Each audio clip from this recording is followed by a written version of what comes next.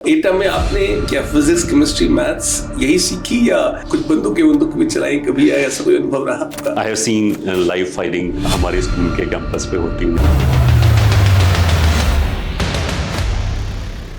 एक दो इंसिडेंट मेरे साथ भी इस तरह के हुए थे कि जब गुंडा के बोलते हैं ना कि इसको पास कराना है, वो पीछे उठाता था अपने बच्चे को। एटा से जब पहली बार दिल्ली आए कोचिंग के लिए तो कैसा लगा? शुरू में तो जैसे मैंने जैसे हिंदी मीडियम में पढ़ाई की थी और जो कोचिंग था ऑफ कोर्स वहाँ इंग्लिश में पढ़ाया था। जहाँ हमारा संस्थान था, कोचिंग इंस्टीट्यूट था, उनकी वीक में एक ही क्लास होती थी। हफ्ते में एक दिन क्लास लेना तो एक ही संस्थान रहा है। कोटा का अनुभव कैसा रहा? कोटा में आके बहुत कुछ सीखा भी, क्योंकि एक हमेशा ये तो रहता ही था कि जिस क्लास में आप जा रहे हो उसमें जो बच्चा आपसे पढ़ रहा है, कम से कम अगर आप उसका भला कर पाओ तो उसका नुकसान नहीं होना चाहिए आपकी टीचिंग की वजह से। फिर वो शार्क टैंक बड़ा पॉपुलर अनुभव रहा था, बहुत चर्चा होती है उसकी। It was from a tech partner. उन्होंने बोला कि आपको विजिबिलिटी मिलेगी।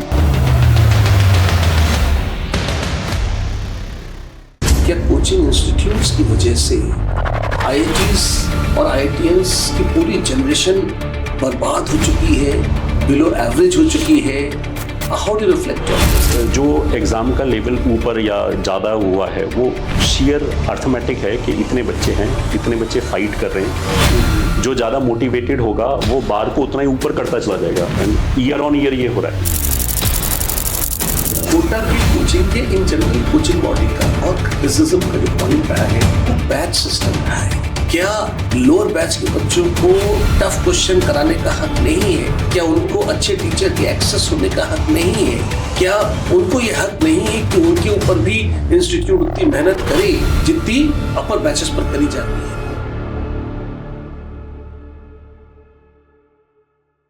The iconic teachers of India के इस एपिसोड में आपका एक बार फिर स्वागत है।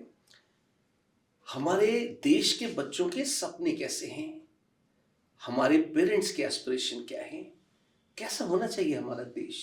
कैसी होनी चाहिए भारतीय शिक्षा? इसके मूल तत्व क्या हैं? आज की इसकी सच्चाई क्या है? क्या है हमारी जरूरत और क्या है जो अभी उपलब्ध है? क्या होना चाहिए? इन सारी चीजों के बारे में बात कर रही है हमारी ये सीरीज, जिसका नाम है the iconic teachers of India. वो टीचर्स, बहुत ही कम, बहुत रेयर ऐसे जेम्स जिन्होंने वर्षों तक शिक्षा के क्षेत्र में अभूतपूर्व योगदान दिया है, एक्चुअली क्लासरूम में पढ़ाया है, हजारों बच्चों को पढ़ाया है, उनके साथ मिलकर मेहनत करी है और उनको एक मुकाम तक पहुंचाया है।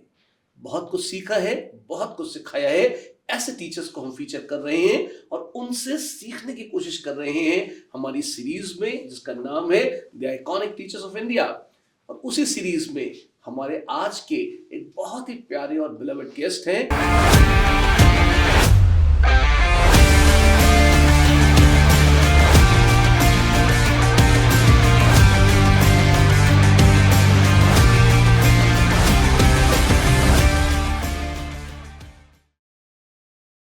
हमारे आज के एक बहुत ही प्यारे और बिलवड गेस्ट हैं, a teacher which is renowned throughout the country for his wonderful smile and his absolute brilliance in the subject called mathematics. Maths के बहुत शानदार मेवरिक टीचर्स में उनका नाम है one and only, we are talking about Mohit Tyagi sir, also called MT sir. Mohit Tyagi ji, very warm welcome in the show. Sir धन्यवाद बहुत बहुत, और सभी अभिभावकों को और स्टूडेंट्स को मेरा प्रणाम। और आपने मुझको इस योग्य समझा, इसके लिए मैं आपका आभारी रहूँगा। धन्यवाद। अब ये तो कॉम्प्लीमेंट में रिटर्न भी कर सकता हूँ कि आपने वक्त निकाला, आप आए, पर ये सब बात की बातें हैं, है ना? It is a real privilege and rare treat for our students and viewers, definitely. तो सर, शुरुआत में सबसे पहले तो शुरुआत कहाँ से हुई? तो थोड़ा सा अपने बारे में बताइए। जन्म कहाँ हुआ, कैसी शिक्षा दीक्षा हुई, क्या आपके अनुभव रहे? थोड़ा सा यहाँ से शुरुआत करते हैं। सर, जो मेरा जन्म हुआ था वो पश्चिमी उत्तर प्रदेश में गढ़मुक्तेश्वर एक जगह है, गंगा घाट है वहाँ पे, उसी के पास में हमारा गांव है। तो जन्म तो मेरा गांव में हुआ था, बट जन्म के तुरंत बाद ही पापा नौकरी करते हुए वहाँ से मतलब शहर की तरफ चले गए थे। तो उसके बाद जो जहाँ तक जब मैंने होश संभाला तो यूपी में ही एक जगह है एटा करके। एटा? हाँ जी। तो मुलायम सिंह यादव जी का वो गढ़ रहा है पहले से ही। अच्छा जी, हाँ। तो वहाँ पे मेरी शिक्षा हुई, क्लास 12 तक वहीं पे पढ़ाई हुई। और बस पापा वहीं पे जो बोलते हैं ना कि पहले तो जॉब करते हुए आए थे, फिर उन्होंने अपनी ही वहाँ पे जैसे वर्कशॉप थी, जैसे जिसको ये बोलते हैं ना कि गाड़ियों में एक पंप जैसी चीज़ होती है जो हार्ट का काम करती है काइंड ऑफ। तो उसकी मशीन वगैरह लगा रखी थी पापा ने, उसकी वर्कशॉप थी। तो पापा वहाँ पे काम करते थे। और मेरी जो पढ़ाई हुई है वो एटा में हुई हुई है, हिंदी माध्यम से ही हुई है। और जो मेरा स्कूल था वो गवर्नमेंट इंटर कॉलेज एटा था। तो 12वीं तक की शिक्षा मैंने वहाँ पे प्राप्त की। और उसके बाद आईआईटी जेई की कोचिंग के लिए मैं दिल्ली आया, और दिल्ली में एक मैंने संस्थान ज्वाइन किया। और उसके बाद जब सिलेक्शन हो गया तो आईआईटी दिल्ली चूज़ किया। वहाँ से मैंने मैकेनिकल में इंजीनियरिंग किया, और 1997 से 2001 तक मैंने बीटेक की डिग्री प्राप्त की वहाँ से, आईआईटी दिल्ली से, मैकेनिकल इंजीनियरिंग में। ओह वंडरफुल। तो एटा का बेटा अच्छा, एटा में आपने मतलब क्या फिजिक्स केमिस्ट्री मैथ्स यही सीखी, या कुछ बंदूकें भी चलाई कभी, या ऐसा कोई अनुभव रहा आपका? नहीं नहीं, जो मैं तो मतलब आई विल से कि बहुत शाई किस्म का बच्चा था, और पढ़ाकू जिसको बोलते हैं ना, काफ़ी कुछ अपने से शायद आप आज भी हैं वैसे। हाँ। अपने में ही सीमित रहना। और हाँ, जिस तरह की गुंडागर्दी हो सकती है, जो भी आप फिल्मों में देखते हैं, वो सब हमने अपने स्कूल में खूब देख रखी है। मतलब I have seen live firing हमारे स्कूल के कैंपस पे होती हुई। अच्छा। और जिसे बोलते हैं ना कि पिक्चर में काफ़ी कुछ ऐसा दिखाया जाता। तो एक दो इंसिडेंट मेरे साथ भी इस तरह के हुए थे कि जब गुंडा आके बोलते हैं ना कि इसको पास कराना है, वो पीछे बताता था अपने बच्चे को। तो इस तरह के इंसिडेंट्स भी मेरे साथ हुए। तो लकीली मतलब I was kind of studious. तो मेरा पढ़ाई पे ही ध्यान था, क्योंकि पिताजी की तरफ से ये पूरा था कि पढ़ने में ही जाना है और कुछ नहीं है, बस आगे इधर उधर देखना ही नहीं है। तो आपने किसी को पास कराया फिर? हाँ बिल्कुल, कराना पड़ा। मतलब इसमें तो अच्छा, चॉइस पूरी नहीं कॉपी थी। दिखानी पड़ती थी उसको ना, हम अच्छा, बच्चे को, वरना तो ठीक है, वहाँ पे काम नहीं चल पाता ऐसा। अच्छी बात है। अभी भी परिस्थितियां वहाँ ऐसी ही हैं, कुछ बदलाव नहीं, हुआ मेरे है? ख्याल से अब काफ़ी कुछ सुधर गया। अब इतनी बुरी हालत नहीं है जितना 90s में हुआ करती थी। अच्छी बात है। एटा के बच्चे आते हैं जिनसे वो हाँ आपने हाँ पढ़ाया हाँ, हो, बिल्कुल और बिल्कुल बिल्कुल। उनसे भी बातचीत होती रहती है, तो वो बताते हैं काफ़ी कुछ। मतलब वो जैसे कहने के लिए वो शहर है, बट वो जैसे बोलते हैं कस्बे की श्रेणी में आएगा। और बच्चे के द्वारा मेरे को पता लगा, वैसे मैं 20-25 साल से गया नहीं हूँ, बट वो बोलते हैं कि विकास वाइज तो वो अभी भी वहीं खड़े हुए हैं, बट गुंडागर्दी काफ़ी कम हो गई। चलिए, वो भी एक विकास ही एक तरह का। बहुत अच्छा विकास है, बिल्कुल। अच्छी बात है। तो एटा से आईआईटी दिल्ली, नहीं, एटा से दिल्ली, और दिल्ली से आईआईटी दिल्ली। हाँ जी। एटा से जब पहली बार दिल्ली आए कोचिंग के लिए, तो कैसा लगा? शुरू में तो जैसे मैंने जैसे हिंदी मीडियम में पढ़ाई की थी, और जो कोचिंग था ऑफ कोर्स वहाँ इंग्लिश में पढ़ाया जाता था। तो शुरू में तो बड़ा ही जैसे बोलते हैं हीन भावना से ग्रस्त थे कि कैसे चल पाएगा। हाँ, ये एक मेरे लिए आई विल से कि लकी पॉइंट था कि जो मेरे मैटर्न अंकल्स हैं, उनका गांव भी दिल्ली में ही आता है। तो मैंने उनके यहाँ रह के शिक्षा की, क्योंकि जहाँ हमारा संस्थान था, कोचिंग इंस्टीट्यूट था, उनकी वीक में एक ही क्लास होती थी, बस एक दिन क्लास होती थी। ओ, हफ्ते में एक दिन क्लास लेना, तो एक ही संस्थान रहा है। अच्छा, ठीक है, तो हाँ। मतलब जो जिसे बोलते हैं ना कि एक जो मॉरल बैकिंग रहती है घर की तरफ से, मॉरल सपोर्ट रहता है, हाँ जी, हाँ। तो वो काफ़ी अच्छा था। तो धीरे धीरे मेरे को लगा कि मैं जो इनिशियल हिकअप्स थे, लैंग्वेज समझने में ऑफ कोर्स दिक्कत होती थी शुरू शुरू में तो, बट वो धीरे धीरे दूर हो गए। और ऑफ कोर्स जैसा मैंने बोला कि हमारे पास कोई दूसरा चारा नहीं था, सक्सेसफुल पढ़ाई के क्षेत्र में ही होना था, और कोई दूसरा बैकअप नहीं था एज सच। अच्छी बात तो है। जैसे बोलते हैं ना कि और कोई चारा नहीं था, तो वो करना ही पड़ा। And luckily I was lucky enough to get a decent rank in IIT JEE. क्या रैंक थी आपकी, sir, if you don't mind me नहीं नहीं, आस्किंग? मेरी 394 थी आईआईटी जेई के अंदर। ओह, दैट्स लवली। ठीक है। तो तो आप अपने मामा जी के यहाँ रहे, बिल्कुल और वहाँ रहकर आपने पढ़ाई करी बिल्कुल दिल्ली में। बिल्कुल। और जो हिंदी से इंग्लिश का ट्रांजिशन था, ये कोचिंग के दौरान ही हो गया, ऐसा है, या बिल्कुल फिर कोचिंग के आईआईटी दौरान। जाकर हुआ? नहीं नहीं, कोचिंग के दौरान ही हो गया। मतलब कम से कम समझ में तो बातें आती थी।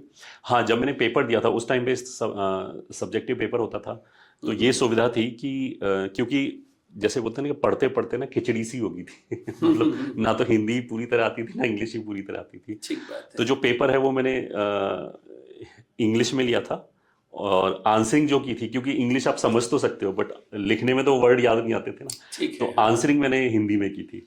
अच्छा, और हाँ। मैं मतलब ये भी बोलूंगा कि जब शायद मैं ऐसा अकेला ही बच्चा था उस रूम में ना जहाँ पे पेपर चला था, तो जो वहाँ पे इन्विजिलेटर आते हैं, उन्होंने मेरे को हिंदी का पेपर भी ला के दे दिया विदाउट किसी, मैंने बोला भी नहीं, बट उन्होंने बोला कि यू सीम्स वेरी अलग टाइप का केस, तो उन्होंने मेरे को हिंदी का पेपर भी दे दिया कि किसी भी That's so तरीके से अगर sweet. दिक्कत हो तो इसमें हाँ नहीं जी, लीजिए। हाँ हाँ, बिल्कुल बिल्कुल। और 97 में एक और इंसिडेंट था कि जब IIT-JEE का पेपर कैंसिल हुआ था, पहले वाला जो पेपर लीक हो गया था, राइट, हाँ तो हाँ उसी हाँ। बैच में मैं था। अच्छा, ओके, तो you belong to historical JEE. बिल्कुल। ठीक है, तो you wrote JEE twice, JEE twice. although you wrote it only 1 year. हाँ। Okay, that's probably the only person in the history, only in the history as such. तो फिर एक बात बताइए, जैसे अच्छा 12th तक आप एटा में पढ़े थे और 12th के बाद एक साल आपने ड्रॉप लिया, तो 12th तक शुद्ध हिंदी माध्यम था, हाँ जी। और एक साल में आपने वो हिंदी से इंग्लिश और स्टेट बोर्ड से जेई, इन दोनों की यात्रा साथ साथ तय कर ली। बिल्कुल, मतलब यूपी बोर्ड का जो गणित है, स्पेशली फिजिक्स भी और केमिस्ट्री भी काफ़ी अच्छा था, मतलब I will say It used to be very good, हाँ, yes. Used to be very good. तो जहाँ तक समझने वाली बात है उसमें इतना ज़्यादा दिक्कत मेरे को हुआ नहीं। ठीक है। और 11वीं 12वीं में भी काफ़ी कुछ तो जैसे खुद ही पढ़ा हुआ था ना, खुद ही समझा हुआ था, तो उसका भी फायदा हुआ डेफिनेटली। खुद मेहनत करने की आदत खुद मेहनत थी। करने के, चीज़ों को खुद निकालना। हाँ, और फिर वो कोचिंग भी हफ्ते में 1 दिन वाली, तो हाँ। फिर बाकी 6 दिन कोचिंग तो बोर्डिंग मतलब ऐसा करना था कि वहाँ पे 2-3 हज़ार बच्चों का टेस्ट होता था और उसमें से उन्होंने 40 बच्चों का निकाल के एक बैच बनाया था। ठीक तो है। थियोरेटिकली तो आप उनको ना भी पढ़ाओ तो भी वो सेलेक्ट होंगे ही होंगे। It was something like this. अच्छा, तो आप जैसे उस बैच में सेलेक्ट हो गए, हाँ जी, हाँ जी। तो इट इज लाइक कि जेई में ही हो गए, इस तरह एग्जैक्टली का उस समय एग्जैक्टली माहौल था, बिल्कुल बिल्कुल ऐसा था। 20-25 साल पहले का। तो जैसे हमारे बैच में जो 40 बच्चे थे, शायद 1-2 बच्चे और सिफारिश से आ गया था, शायद 42 बच्चे थे, उसमें 39 का IIT में सिलेक्शन हो गया था। जी, हाँ, ठीक बट है। दूसरा पक्ष ये भी कि अगर आप वो वैसे बोलेंगे पढ़ाई क्या की जाती थी, 25 चैप्टर हैं तो शायद 16-17 क्लासेस टोटल मिली होंगी 2-2 घंटे की एक सब्जेक्ट में, 16 क्लासेस के अंदर पूरा सिलेबस फिनिश कराना, तो लिटरली आप पढ़ा तो कुछ सकते ही नहीं हो। तो वो जो स्क्रीनिंग प्रोसेस था दैट विल इंश्योर कि आपको थ्योरी की जरूरत नहीं है, आपको केवल क्वेश्चन प्रैक्टिस करा दिया अच्छे, और एक वो सिस्टम दे दिया, मटेरियल दे दिया। मटेरियल भी कभी कोई डिस्कशन होता नहीं था, कोई डाउट आउट बताया नहीं जाता था मटेरियल का। हाँ, सोल्यूशन जरूर था, हैंड रिटन सोल्यूशन मिलते थे, आप पढ़ो समझो और करो। दे के आओ। अच्छा, तो अब जब आप खुद एक लंबा समय एजुकेशन में गुजार चुके हैं एज एन एजुकेटर, आप उस कोचिंग की प्रोसेस को कैसा, मतलब अगर आप उसका आकलन करें, आपको क्या लगता है कि वो कैसा सिस्टम, एज अ सिस्टम वो कैसा था? क्योंकि वो हमारे आज के लिए भी लर्निंग है। हाँ। हम उन पर कोई टिप्पणी नहीं करना नहीं, हाँ, चाह रहे, हम बिल्कुल। सीखने की दृष्टि से बोल रहे हैं कि अगर आज उस तरह के सिस्टम को हम रेप्लिकेट करें, क्योंकि आज जहां तक मैं समझता हूँ वो भी अब उस सिस्टम पर नहीं है, वो नहीं भी है, बिल्कुल। आगे बढ़ गए हैं, है ना? पर कुछ मेरिट्स या डीमेरिट्स अगर आप एनालाइज करें तो कैसे कंपेयर करें? मेरिट्स में तो डेफिनेटली मैं ये बोलूँगा कि अगर आपकी स्पून फीडिंग नहीं हो रही है, आपको खुद ही समझना है, तो उस टाइम पे हमारे पास टाइम की लग्जरी भी होती थी, इन अ सेंस कि मटेरियल कम होता था, टाइम ज़्यादा होता था। ठीक तो है। इरोडोव जस्ट आया ही आया था 1-2 साल से, तो हाँ। वहाँ पे 95 में शायद पहली बार इरोडोव का क्वेश्चन आया, if I am not wrong. तो वहाँ पे ऐसा होता था कि एक-एक क्वेश्चन के ऊपर हम 2-2 दिन तक भी सोचते थे कि ठीक है। अब ऐसा पॉसिबल नहीं है, क्योंकि पिछले 20 सालों में इतना ज़्यादा क्वेश्चंस का जो भार है, वो काइंड ऑफ भले ही थ्योरी सेम ही रहा हो, बट प्रैक्टिस काफ़ी डिफरेंट टाइप के क्वेश्चंस की कराई जाती है, टाइम बाउंड होता है, तो बच्चों को एक्सपोजर ज़्यादा क्वेश्चंस का होना चाहिए। तो अभी मेरे को ऐसा लगता है कि अगर हम सर्टेन क्लास ऑफ स्टूडेंट छोड़ दें शुरू के, शायद 20-25-50 बच्चों को, तो उस तरह का टाइम देना पॉसिबल भी नहीं है कि एक एक क्वेश्चन पे आप 2-2 दिन तक का सोच रहे हो। तो मेरिट में तो ये था कि वो सोचना सिखाता है कि आप खुद ही जब आंसर तक पहुंचते हो, या फिर कई बार सोल्यूशन में आपको लगता है ना कि ये गलत है, फिर उससे लगातार लड़ते रहना, फिर टीचर के पास जाना, 3-4 दिन बाद डरते डरते डाउट पूछना, क्योंकि वहाँ पे कुछ ऐसा सा ऑरा बना रखा था कि अगर आप डाउट पूछ रहे हो तो आप इस संस्थान के लायक नहीं हो, कोई गलती से सिलेक्शन हो गया है। अच्छा। तो इस तरह ये इसका प्लस पॉइंट था। Negative point I will say कि मतलब जैसा मैं वहाँ पे फिजिक्स और केमिस्ट्री के बल पे ही मेरा सिलेक्शन हुआ था, उसमें केमिस्ट्री मेरी बहुत ही ज़्यादा वीक थी, और मैंने मतलब काफ़ी जान लगाने की भी कोशिश की उस साल, फिर भी मेरा वो सबसे वीक पॉइंट मेरा केमिस्ट्री ही था, तो जिसकी वजह से डेफिनेटली रैंक सफ़र हुआ। और बिकॉज एक इस तरह का भाव भी था कि जैसे अभी आपको ये बता देना कि एग्जैक्टली क्या क्या पढ़ना है, ठीक है। वहाँ पे क्या था, जब मैंने तैयारी की थी तो ठंडी सड़क होती थी एक, नई सड़क, सॉरी नई सड़क बोलते हैं ठंडी लाल किले के सड़क? पास। अच्छा, ठीक ठंडी है। सड़क तो एटा में है, वो मेरे को गलत याद अच्छा है। अच्छा, ठीक है, वो नई बचपन सड़क है की लाल याद किला है। के पीछे। हाँ। हम्म। वहाँ पे सेकंड हैंड बुक्स मिलती थी, हम्म। तो जेडी ली और इस तरह की मैंने सारी बुक खरीदी, 2-2 दिन पढ़ के सबको वापस कराए 50% में ना, क्योंकि कुछ समझ में नहीं है कहाँ से शुरू करें, क्या पढ़ें क्या ना पढ़ें। तो ठीक है। उस तरह के इनपुट का अभाव था। तो मेरे को लगता है कि शायद उस समय जो प्रतिद्वंदी स्टूडेंट सॉरी इंस्टीट्यूट था दिल्ली में, अगर मैं उसको ज्वाइन करता तो शायद मेरी रैंक बेटर हो सकती थी, ये मेरे को लगता है। बट उसकी फीस बहुत ज़्यादा थी, तो जो मेरी पहुंच के बाहर था वैसे भी।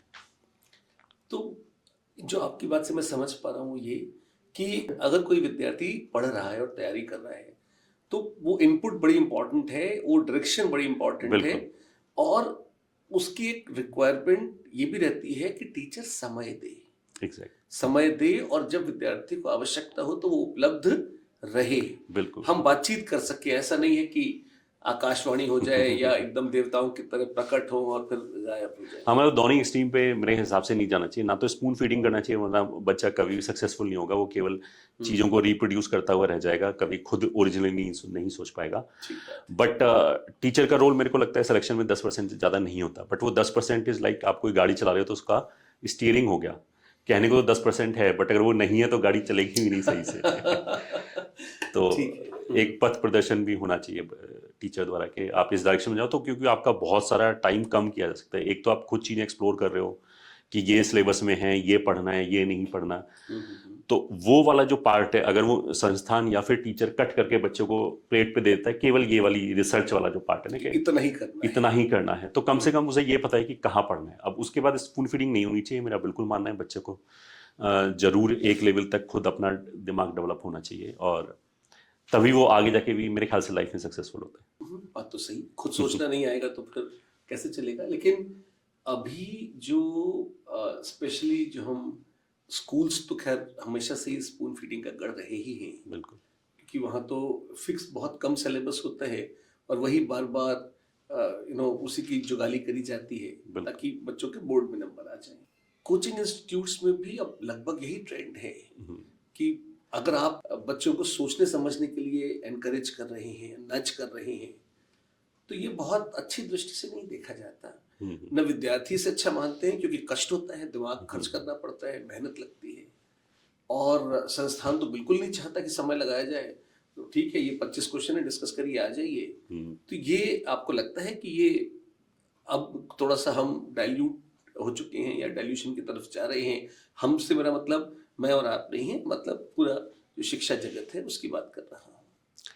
इसमें मेरे को फील ऐसा होता है कि जो टॉप में 10,000 आईआईटी के अंदर रैंक आ रहा है, आप एनआईटीज वगैरह मिला के भी 15-20 हज़ार जो शुरू की रैंक्स हैं, वहाँ पे स्टिल बच्चे को समझ में आता है, तभी वो वहाँ पे सेलेक्ट हो पाता है। There is hardly any case की कोई फ्लूक से पहुँच गया हो।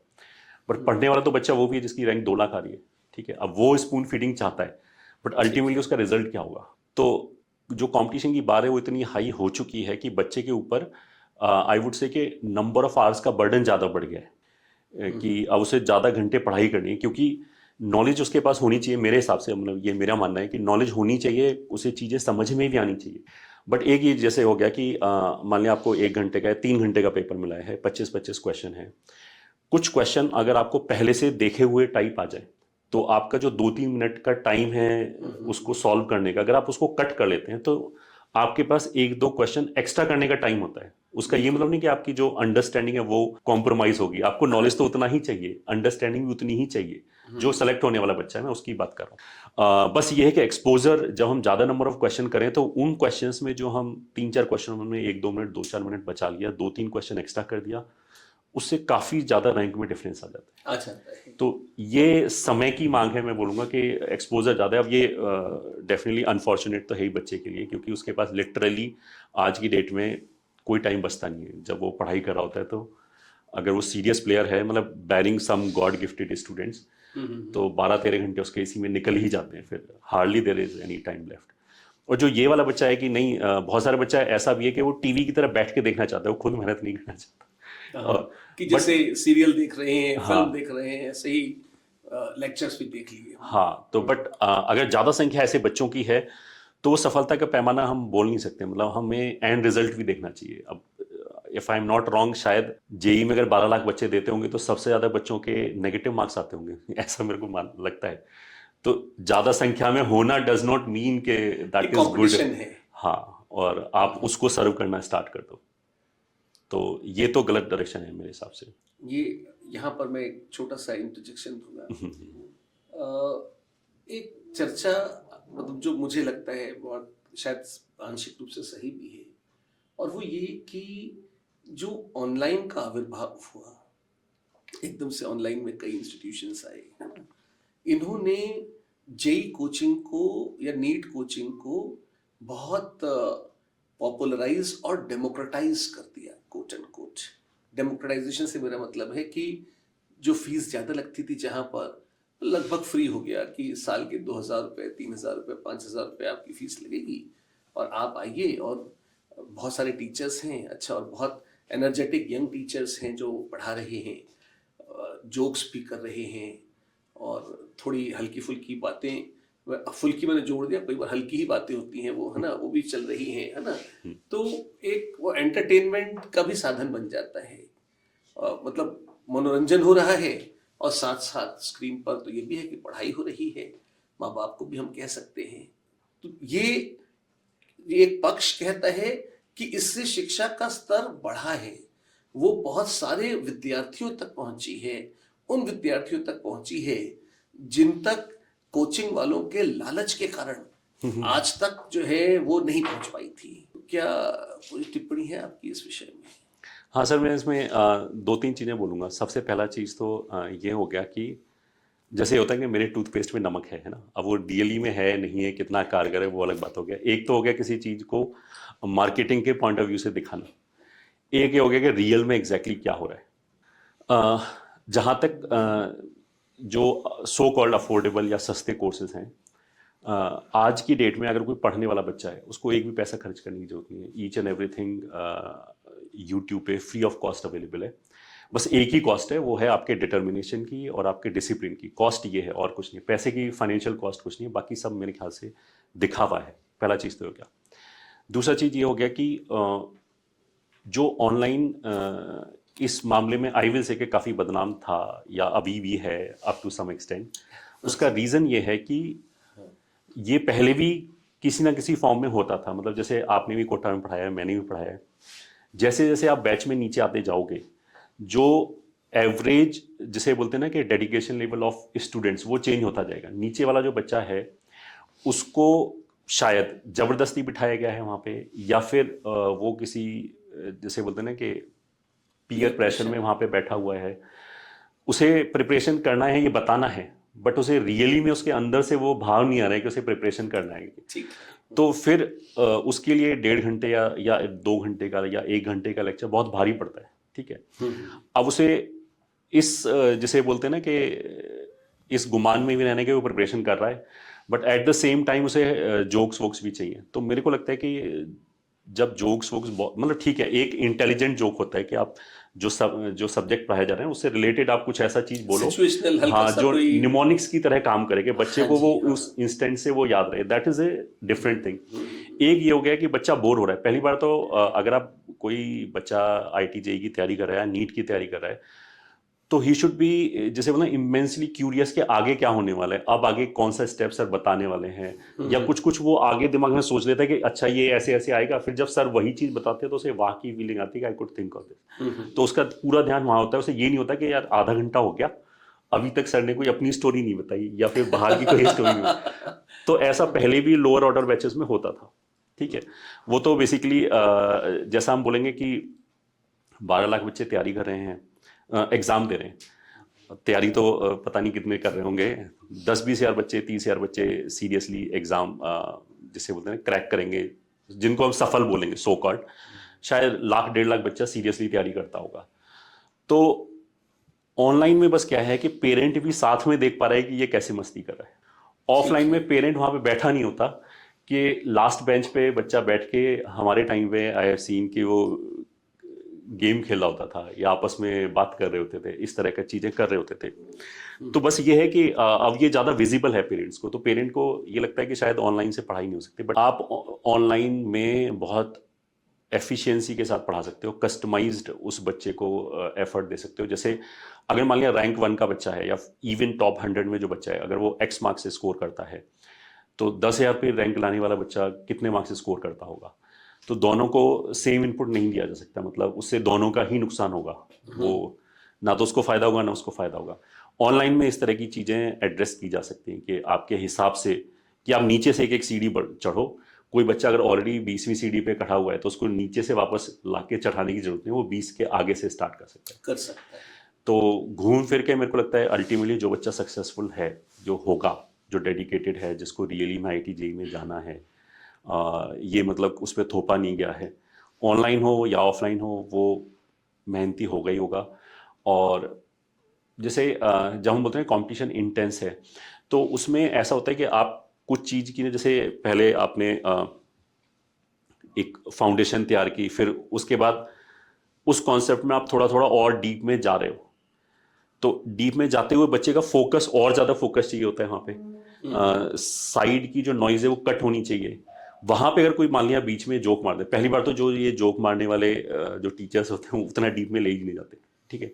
एक क्वेश्चन का सोल्यूशन दिखाना और एक क्वेश्चन को समझाना, दोनों में बहुत अंतर होता है मेरे हिसाब से। समझाने के लिए आपको बच्चा भी उतना ही इन्वॉल्व चाहिए होता है और उतना ही जैसे ना मोटिवेटेड भी होना चाहिए, सुन तो ले कम से हाँ। सोल्यूशन दिखाने वाली चीज़ तो आप, वो तो नेट पे सोल्यूशन अवेलेबल है हर चीज़ का। 2 सोल्यूशन दिखाए, एक जोक मार दे, तो वो मेरे ख्याल से वो शिक्षण नहीं है। और अब सबके अपने अपने रीज़न हो सकते हैं, बट मेरे को ये लगता है कि जो 11th 12th या 12th पास, ये जो एरा है बच्चे का, ये फॉर्मेटिव ईयर्स हैं बच्चे के। मतलब बच्चे को खुद नहीं पता कि आगे लाइफ में वो क्या क्या प्रॉब्लम फेस कर सकता है अगर वो इस टाइम को निकाल देता है। तो ये हमारी जिम्मेदारी बनती है एज ए शिक्षक, चाहे वो बच्चा चाहे या ना चाहे, कि हम उसे ये समझाएं कि बाकी each and everything can wait but these things can not wait. इतनी मेहनत आप आगे चल के करोगे तो शायद उतनी सक्सेस ना मिले आपको।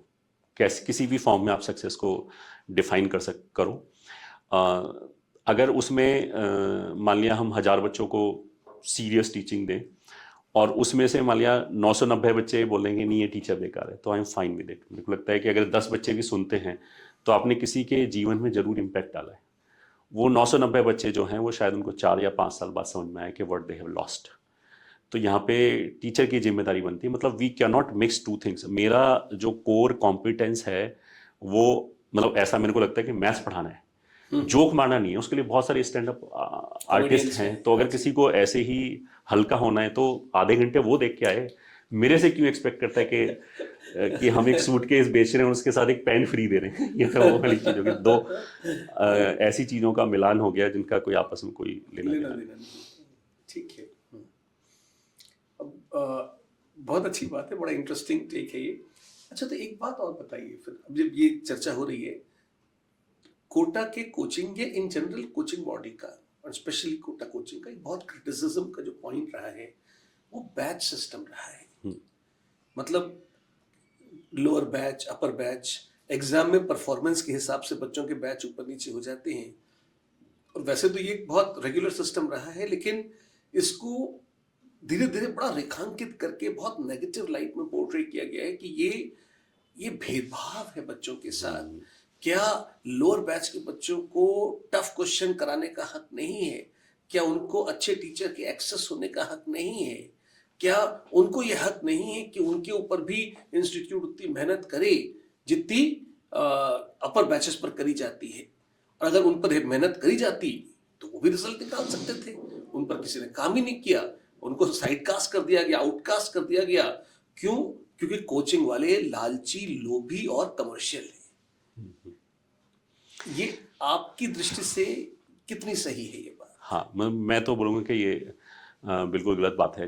ये जो परसेप्शन है, देखिए सिस्टम तो कोई परफेक्ट नहीं होता। डेफिनेटली आप कुछ भी चीज़ें आप बनाने का कोशिश करोगे, उसमें कहीं ना कहीं कुछ ना कुछ तो गलतियाँ होंगी, किसी ना किसी के साथ तो इनजस्टिस हो ही रहा होगा। बट जो बेस्ट सिस्टम है वो बेसिकली होमोजीनियस बच्चों को एक साथ पढ़ाने का एक सिस्टम क्रिएट किया गया है, ठीक है।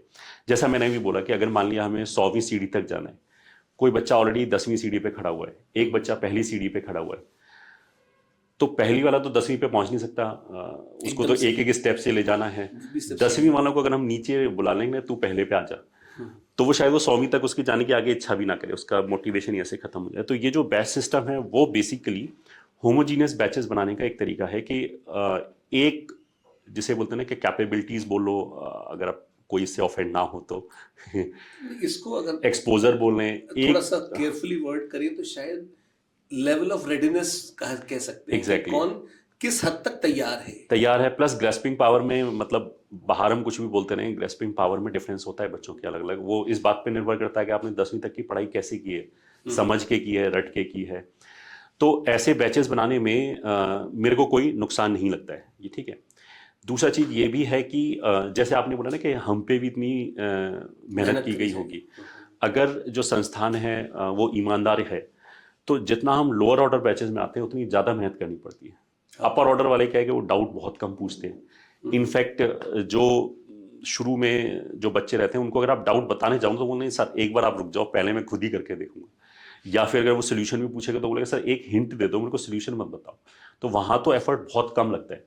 क्वेश्चन सेलेक्ट करके देना उनको, ये कोई एफर्ट नहीं है। क्वेश्चन आज की डेट में सबके पास अवेलेबल है, हर तरह के क्वेश्चन। लोअर ऑर्डर जो बैचेस है वहाँ पे ऑफ कोर्स बिकॉज उनका एक्सपोजर उतना नहीं है, तो विदाउट बेसिक्स पढ़ाए आप उनको टफ या इजी चीज़ें नहीं पढ़ा सकते। एक टाइम भी है कि आपको एक्स पॉइंट से वाई पॉइंट तक का ही टाइम अवेलेबल है, तो उसमें उन बच्चों के साथ बेस्ट क्या किया जा सकता है ये डिसाइड किया जाता है डिफरेंट बैचेस में, अगर संस्थान ईमानदार है तो। और बेसिक्स एक बार ही नहीं पढ़ानी होती। एग्जैक्टली। बेसिक्स जब जब आपको उनकी जरूरत पड़ेगी आपको बार बार दोबारा तिबारा चौबारा भी पढ़ाने पड़ेंगे। हाँ। तब जाकर वो जो so called quote and quote lower order है वो सेट होता है। हाँ। एमटी सर, यहाँ पर आपकी बात से मैं इत्तेफाक करता हूँ। एक मजेदार किस्सा सुनाता हूँ आपको। जब मैंने पढ़ाना शुरू किया था, हर डेडिकेटेड टीचर के लाइफ में ये चसल आती है। और जो हमारे मेंटर थे बंसल सर, वो अक्सर कहते थे कि शिष्य तुम अच्छे बच्चे पे फोकस करो और जो चल रहा है बाकी चलने दो। अब ऐसा new fresh graduate from IIT, मुझे बड़ा और मैं पैशनेट टीचर था, तो मुझे लगता था कि अब सर का अनुभव बहुत ज्यादा था हमसे, है ना? वो तो बहुत सीनियर थे, है ना? तो लेकिन ये एक बच्चे वाले मन की प्रतिक्रिया है कि I was बेयरली 23-24 eight that time. तो मुझे लगता था कि सर बड़े कमर्शियल हैं और ऐसी बात कर देते हैं, ये हल्की बात है और मैं तो सब में जान लगाऊंगा और करूंगा। कई बार क्योंकि मैं तो ट्रैक करता था अटेंडेंस से, पहले तो हम अकेले ही थे, तो टॉप टू बॉटम सारे बैच हम ही पढ़ाते थे, जितने बैच होते भी नहीं थे। बिल्कुल। बच्चे रेगुलर नहीं रहते जो लोअर बैचेस में होते हैं। उनको वो इसलिए नहीं कि वो मूर्ख हैं, इसलिए कि वो अनियमित थे। बिल्कुल। फिर मैंने उनको पकड़ा कि भाई क्यों नहीं आ रहे तुम। फिर मैंने उनकी ऐसे भी सेशन लगाए कि तुम यहाँ बैठ जाओ, मेरे सामने होमवर्क करो। तो वो पहले तो उनको बड़ा मजा आया, तो महीने 2 महीने तक तो ये चला, लेकिन करीब 30-35 दिन बाद जो है वो उनमें एक छटपटाहट आने लगी कि ये अभी तो रोज पकड़ लेता है हमें, ना खुद जाता है ना हमें जाने देता है। फिर वो उन्होंने कहा, फिर जब टेस्ट हुआ तो उनके नंबर कम आए। कहने लगे ये जो तुम बिठाते हो ना हमें यहाँ पे, इसलिए हमारे नंबर कम आ रहे हैं, है ना? अगर हमें ना बिठाते तो हम सेल्फ स्टडी करते। बिल्कुल। खुद ही तो पढ़ रहे हो तो मेरा टाइम नष्ट हो रहा है कि मैं यहाँ बैठ के तुम्हें जो है छोटे छोटे डाउट बता रहा हूँ। बिल्कुल। कहने लगे नहीं हम घर जाके पढ़ेंगे। और सच तो ये कि घर जाके उन्हें पढ़ना ही नहीं था, कोई नहीं पढ़ा। बिल्कुल। फिर मैं उनके घर पहुंच गया तो मैंने देखा कि तब तो कोटा में छोटे छोटे घर होते थे, ग्राउंड फ्लोर फर्स्ट फ्लोर होता ही था। वो छत से कूद के भाग गए, उन्होंने देखा शिशु तला रहे, भाग जाओ, है ना? फिर एक बार अच्छा, फिर मुझे भी क्योंकि जोश ज्यादा था, अकल कम थी, तो मैंने भी उन्हें जैसे तैसे एक बार पकड़ लिया, एक आध बार दरवाजे पर। एक इंसिडेंट तो ऐसा हुआ कि बच्चे ने मेरे मुंह पे दरवाजा बंद कर लिया, कहने लगा कि रहने तो हो गया बस, है ना? उस दिन मुझे समझ में आया कि जो बंसल सर कहते थे उसका हकीकत क्या है। आप उसी को पढ़ा सकते हो जो पढ़ना चाहता है। बिल्कुल बिल्कुल। जो पढ़ना चाह नहीं रहा, आप उसके घर पर प्रकट भी हो जाओ कि मैं तुझे बिठा के पढ़ा दूंगा यहाँ 1:1, तुझे 100 बच्चों के बैच में नहीं पढ़ना है। बिल्कुल। तो कहते हैं जाओ, मुझे चाहिए नहीं, निकल जाओ यहाँ से, दरवाजा बंद कर लेगा। बिल्कुल। तो ये डिफरेंस है। बिल्कुल। तो ये it is not just commercialism, ये जो मानव मन की समझ है ये उस कारण से भी है, तो ये बैठ जाता है बस इसलिए। इसी से रिलेटेड मैं बंसल क्लासेस से रिलेटेड मैं अपनी स्टोरी एक बार सुनाता हूँ। हाँ जी। कि सर वैसे यूजली मेरे को अपर और मिडिल वाले ही बैच देते थे, एक बैच उन्होंने लोअर ऑर्डर का दे दिया। मतलब जैसे होता है ना, जैसे आपने बोला कि काफी बदनाम है कि आपने अच्छे टीचर अच्छों को दे रखा है, इस तरह का उन्होंने वो चीज नलीफाई करने के लिए लोअर ऑर्डर का एक बैच दे दिया मेरे पास। मैंने पढ़ाना चालू किया। एक हफ्ते बाद जैसे आप किसी भी बैच में जाओ, आपको कुछ बच्चे जरूर मिल जाएंगे जो हाईली मोटिवेटेड हैं और जो अपना पूरा एफर्ट डालें।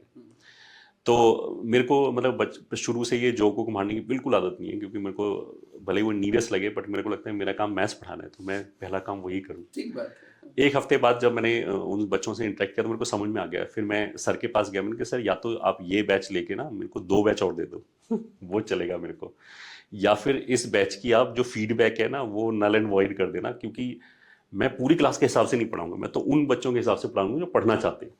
उनको वहां से कैसे ऊपर उठा सकते हैं मैं तो उस हिसाब से पढ़ाऊंगा। उसमें ऑफ कोर्स 90% बच्चे अनहैप्पी होंगे, क्योंकि उन्हें तो चाहिए सर आप अपनी आईआईटी की स्टोरी सुना दो, कुछ ना ऐसा सुना दो ये वाली बात, लेकिन वो मैं करता ही नहीं। तो सर हंसने लगे, बोले नहीं तुम पढ़ाओ इसको 1-2 महीने तो पढ़ाओ। और मेरे को ऐसा भी लगता है कि जब आप लोअर ऑर्डर बैचेस पढ़ाते हैं तो टीचिंग आप वहां से ज्यादा अच्छी तरह से सीखते हो, बहुत बिकॉज सीखते आप खुद आप दिमाग में ये सोचते हो मैं ये चीज कैसे समझाऊं इसको, हाँ, क्योंकि बिल्कुल। अपर ऑर्डर बैचेस में तो आप ये एक चीज बोलो वो 4 चीज आगे की समझ जाता है बच्चा तो टीचिंग में जो निखार आता है वो लोअर ऑर्डर बैचेस पढ़ा के ही मजा आता है, मेरे को ऐसा लगता है। मतलब ये बहुत सही कही आपने। मुझे ध्यान आता है जब बस जब मैंने पढ़ाना शुरू किया था उस टाइम तो सारे बैच एक ही आदमी पढ़ाता था, बिल्कुल और तब भी लेकिन हायर लोअर ऑर्डर का झगड़ा चलता था। चलता था। और कई बार जैसे जो बॉटम बैच है उसमें पढ़ाते पढ़ाते शाम तक नंबर आया, तो नया पढ़ाना शुरू किया था तो पहली बार जब पढ़ाया तो उतना अच्छा नहीं बोला, हाँ बिल्कुल 3-4 बार बोल लिया तो ज्यादा अच्छा बोला, और लगता था बोलने के बाद टीचर को भी लग जाता है कि हमने कैसा पढ़ाया। बिल्कुल तो लगता है कि यार इसमें जो लास्ट बैच है इसमें तो बहुत ही अच्छा बोल दिया आज। लेकिन क्लास के बाद 2 बच्चे आए थे कि सर आपकी क्लास हम उस बैच में कर लें। क्यों सर? उस बैच में आप ज्यादा अच्छा पढ़ाते हो, हमारे यहाँ तो अच्छा नहीं पढ़ाते। बिल्कुल मतलब मुझे लगा तुम्हें समझ भी नहीं है मैंने अच्छा पढ़ाया है ना, मेरे को तो दिख रहा है ना मैंने ज्यादा सही अच्छा पढ़ाया बात तुम्हारे सही यहाँ। बात है। पर अगर आपको पल्ले ही नहीं पड़ा तो फिर वो ठीक ही है, ऐसा है। यस, काफी कुछ परसेप्शन बेस्ड है बिल्कुल। बहुत सब हद तक परसेप्शन बेस्ड है, ठीक बात है। तो चलिए ये तो एक मिथ बस्टेड है हाँ अब जी। कि बैच की ordering commercial, in fact more than that ये हर बच्चे के साथ न्याय है। बिल्कुल अगर बच्चा थोड़ा वीक भी है तो उसकी संभलने की संभावना ज्यादा होती है बिल्कुल अगर वो लगभग होमोजेनस बैच में है। भले ही मैं जॉकुलैरिटी को और हंसी मजाक को एक लिमिट से ज्यादा अच्छा नहीं मानता, बट ठीक है, आई एम ओल्ड स्कूल, और शायद हम उस ब्रीड से बिलोंग करते हैं जहां प्रॉपर टीचिंग सिस्टमैटिकली इस हिसाब से होती है कि हम बच्चा पढ़ जाए। पर फायदा तो खैर होमोजेनस बैचेस में ज्यादा ही होता है। कमिंग बैक सर, अब तो इनिशियली हाँ आपने पढ़ाने की शुरुआत कहाँ से करी? ये आइडिया कैसे आया कि पढ़ाना है?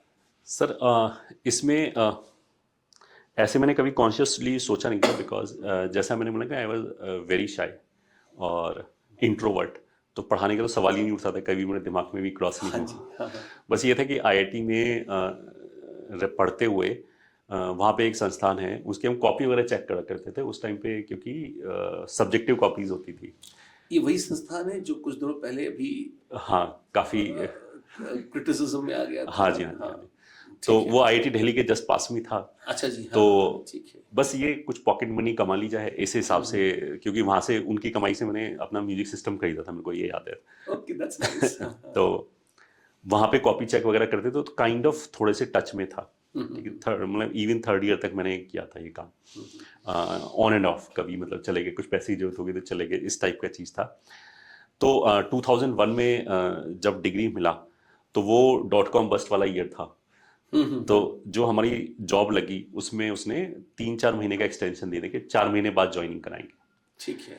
तो उस टाइम पे जैसे एक फील होता है ना कि मिडिल क्लास बच्चे को कि बोझ तो बहुत बन गए पेरेंट्स पे, अब करें। पैसे तो नहीं ले सकते उनसे ना किसी भी ठीक तरीके बात से। है, हाँ बिल्कुल, हाँ। तो ऑन द फ्लाई, मतलब इंजीनियरिंग में तो आई वुड से कि लिटरली कोई पढ़ाई नहीं की कुछ भी नहीं आता था इंजीनियरिंग का। मेरे को तो अभी कोर्स भी याद नहीं है कि मैंने कौन कौन से कोर्स किए थे। अच्छी बात है। तो ऑन द फ्लाई क्या काम कर सकते हैं, किस लायक है, मतलब आप इसको ये मानिए, तो लगता है कि पढ़ा सकते हैं क्योंकि खुद तैयारी की है तो, और काइंड ऑफ फ्रेश भी और है वो तो। पड़ोस में ही इंस्टीट्यूट भी है। एग्जैक्टली। और हाँ, तो मुझे लगा कि 1-8 महीने अगर मेहनत करेंगे तो पढ़ाने लायक तो हो ही जाएंगे, तो 3-4 महीने का पॉकेट मनी और ये सब निकल जाएगा। ठीक बात है। तो मैंने वहाँ जाके टेस्ट दे दिया जो भी था। उन्होंने बोला कि किस सब्जेक्ट में चाहिए, तो वैसे मेरा जो फेवरेट सब्जेक्ट था वो फिजिक्स था। तो मैंने बोला कि अच्छा। फिजिक्स और मैथ किसी को भी दे दीजिए, कोई भी दे दीजिए। तो उन्होंने बोला कि मैथ्स में हमारे ज़्यादा रिक्वायरमेंट है, आप मैथ्स दे दो। तो मैंने मैथ्स दे दिया। अब भगवान की दया से उसमें मेरा नंबर 1 आ गया, जो भी लोग टेस्ट दे रहे थे। तो उन्होंने हाथों हाथ ही मेरे को ऑफर कर दिया कि आप इसी 1 तारीख से ज्वाइन कर लीजिए, टाइप 3-4 दिन बाद ही। तो एज ए एक्सपेरिमेंट मैंने स्टार्ट किया था, मतलब इट वाज नॉट डेस्टिन्ड, या फिर मैंने पहले कभी सोचा नहीं था, या फिर कोई ऐसा, मतलब फ्रेंकली बोलूं तो कोई सोशल एंगल नहीं था मेरे दिमाग में उस समय। मैं जैसे बोलते हैं हाईली हाईली इंडिविजुअलिस्टिक और मटेरियल के पीछे दौड़ने वाला बंदा था मैं फुल्ली। तो जब मैंने पढ़ाना स्टार्ट किया तो इनिशियली टीचिंग तो आई विल से के ऑफुल थी, क्योंकि so called we were suppose to have a training of 2-3 months या 6 मंथ का था, जिसमें 2 मंथ्स के बाद वो यूजली किसी किसी बच्चे को बैच दे देते थे बंदे को। मेरे को उन्होंने 7th डे ही उन्होंने बैच में भेज दिया। तो आप समझ सकते हो कि 7 दिन में कौन से टीचर हो सकता है। ठीक बात है, हाँ। बट जैसे एज बोलते हैं, या फिर उस टाइम पे इतने ज़्यादा आईआईटीएंस नहीं थे, तो वो टैग वैल्यू की वजह से स्टूडेंट्स ने अच्छा फीडबैक दिया। And I also kind of started liking teaching in a sense. मेरे को लगता था कि इतने बुरे नहीं है स्टेज प्रेजेंस में अच्छे जितना टीचर भी रहे होंगे, है ना? ऐसे हर कोई टैग से एक्सेप्ट नहीं होता है। तो प्लस मेरे दिमाग में एक बहुत स्ट्रांग ये फीलिंग थी कि मेरे को इंडिया छोड़ के नहीं जाना है, रहना इंडिया में है। तो उस टाइम पे जैसे हमारे जो साथ के और सीनियर टीचर्स थे, उनकी किसी ने वो इंस्टीट्यूट छोड़ के और कहीं गया, एक्स से उसका 3x हो गया, इस तरह का जो चीज़ें सुना, तो उन सब से लगा कि this is good enough, this is good, enjoy भी कर रहे हैं, पैसा भी है, इंडिया में भी रहना है, तो सारे जो बॉक्सेस है वो टिक हो गए। ठीक हो गए, ठीक है। तो फिर सोच लिया कि अब इसी में रहना है। तो ऐसे मेरी मतलब एंट्री हुई थी सोकर। और दिल्ली का प्रवास कब तक रहा? दिल्ली में जैसे पहले लगभग 3-4 महीने तक मैंने वहाँ पे पढ़ाया, और उसके बाद उन्होंने फ्रेंचाइजी खोला एक देहरादून में, तो वहाँ उन्होंने भेज दिया 3 महीने के लिए। फिर वापस दिल्ली आए, तो दिल्ली लगभग 1 साल के आसपास रहे। अच्छा जी। उसके बाद उस इंस्टीट्यूट ने कोटा में अपना इंस्टीट्यूट खोला। तो दे सेड कि आपको कोटा जाना है। अब उसमें काफ़ी कुछ आई विल से कि पॉलिटिक्स का भी एक हिस्सा था कि जो भी हमारे सीनियर्स थे वो दे वांटेड मी टू, जैसे बोलते हैं वहाँ से भगाना किसी भी तरीके से। ठीक है, हाँ, कि ये चाहे तो हमारा रास्ता क्लीन हो कम से हाँ, कम। तो Kota was suppose to be very challenging, क्योंकि उस टाइम बंसल पीक पे था। हाँ जी, हाँ। तो जो भी ओनर हैं हमारे, जो सीनियर हैं, उन्होंने बोला कि नहीं यही कर सकते हैं और कोई नहीं कर सकता है। तो इस तरीके से ऐसे करके 2002 में आई केम टू कोटा। ओके, अच्छा। कोटा का अनुभव कैसा रहा? कोटा में मतलब मैं एक बात तो ये बोलूँगा कि जब हम आईटी कर रहे थे ना, तो एक बच्चा हमारे साथ कोटा का ही था, और हम उसे, मैं तो मतलब पर्टिकुलरली जो हमारा जैसे इनर सर्कल होता है, मैं उसको बहुत टीज करता था। मैंने तेरे को तो पानी नहीं मिला होगा आज तक पीने के लिए ना, इस तरीके से जैसे राजस्थान की इमेज होती है। और नियति ने कोटा भी भेज दिया मेरे को। तो इनिशियली तो जैसे दिल्ली में रहना, और आपको ये परसेप्शन होता है कि आपकी लाइफ बहुत अच्छी है वहाँ पे ना, बहुत हाई फाई लाइफ है इस तरह की, और कोटा जैसे एकदम शांत। और हाँ, मैं बोल रहा हूँ कि मैं इनिशियली बोला मैंने कि इनिशियली आपको ये परसेप्शन होता है कि आपकी लाइफ अलग लेवल पे, quality of life so called बहुत अच्छी है, आपको ऐसा फील होता है। तो कोटा में डेफिनेटली डिप्रेसिंग सा था स्टार्टिंग में तो, बट ऑफ कोर्स कोटा में आके बहुत कुछ सीखा भी, क्योंकि एक हमेशा ये तो रहता ही था कि जिस क्लास में आप जा रहे हो उसमें जो बच्चा आपसे पढ़ रहा है, कम से कम अगर आप उसका भला कर पाओ तो उसका नुकसान नहीं होना चाहिए आपकी टीचिंग की वजह से किसी भी सेंस में। जो उसका पोटेंशियल है वो ऐसा नहीं होना चाहिए कि वो अंडर यूटिलाइज हो जाए।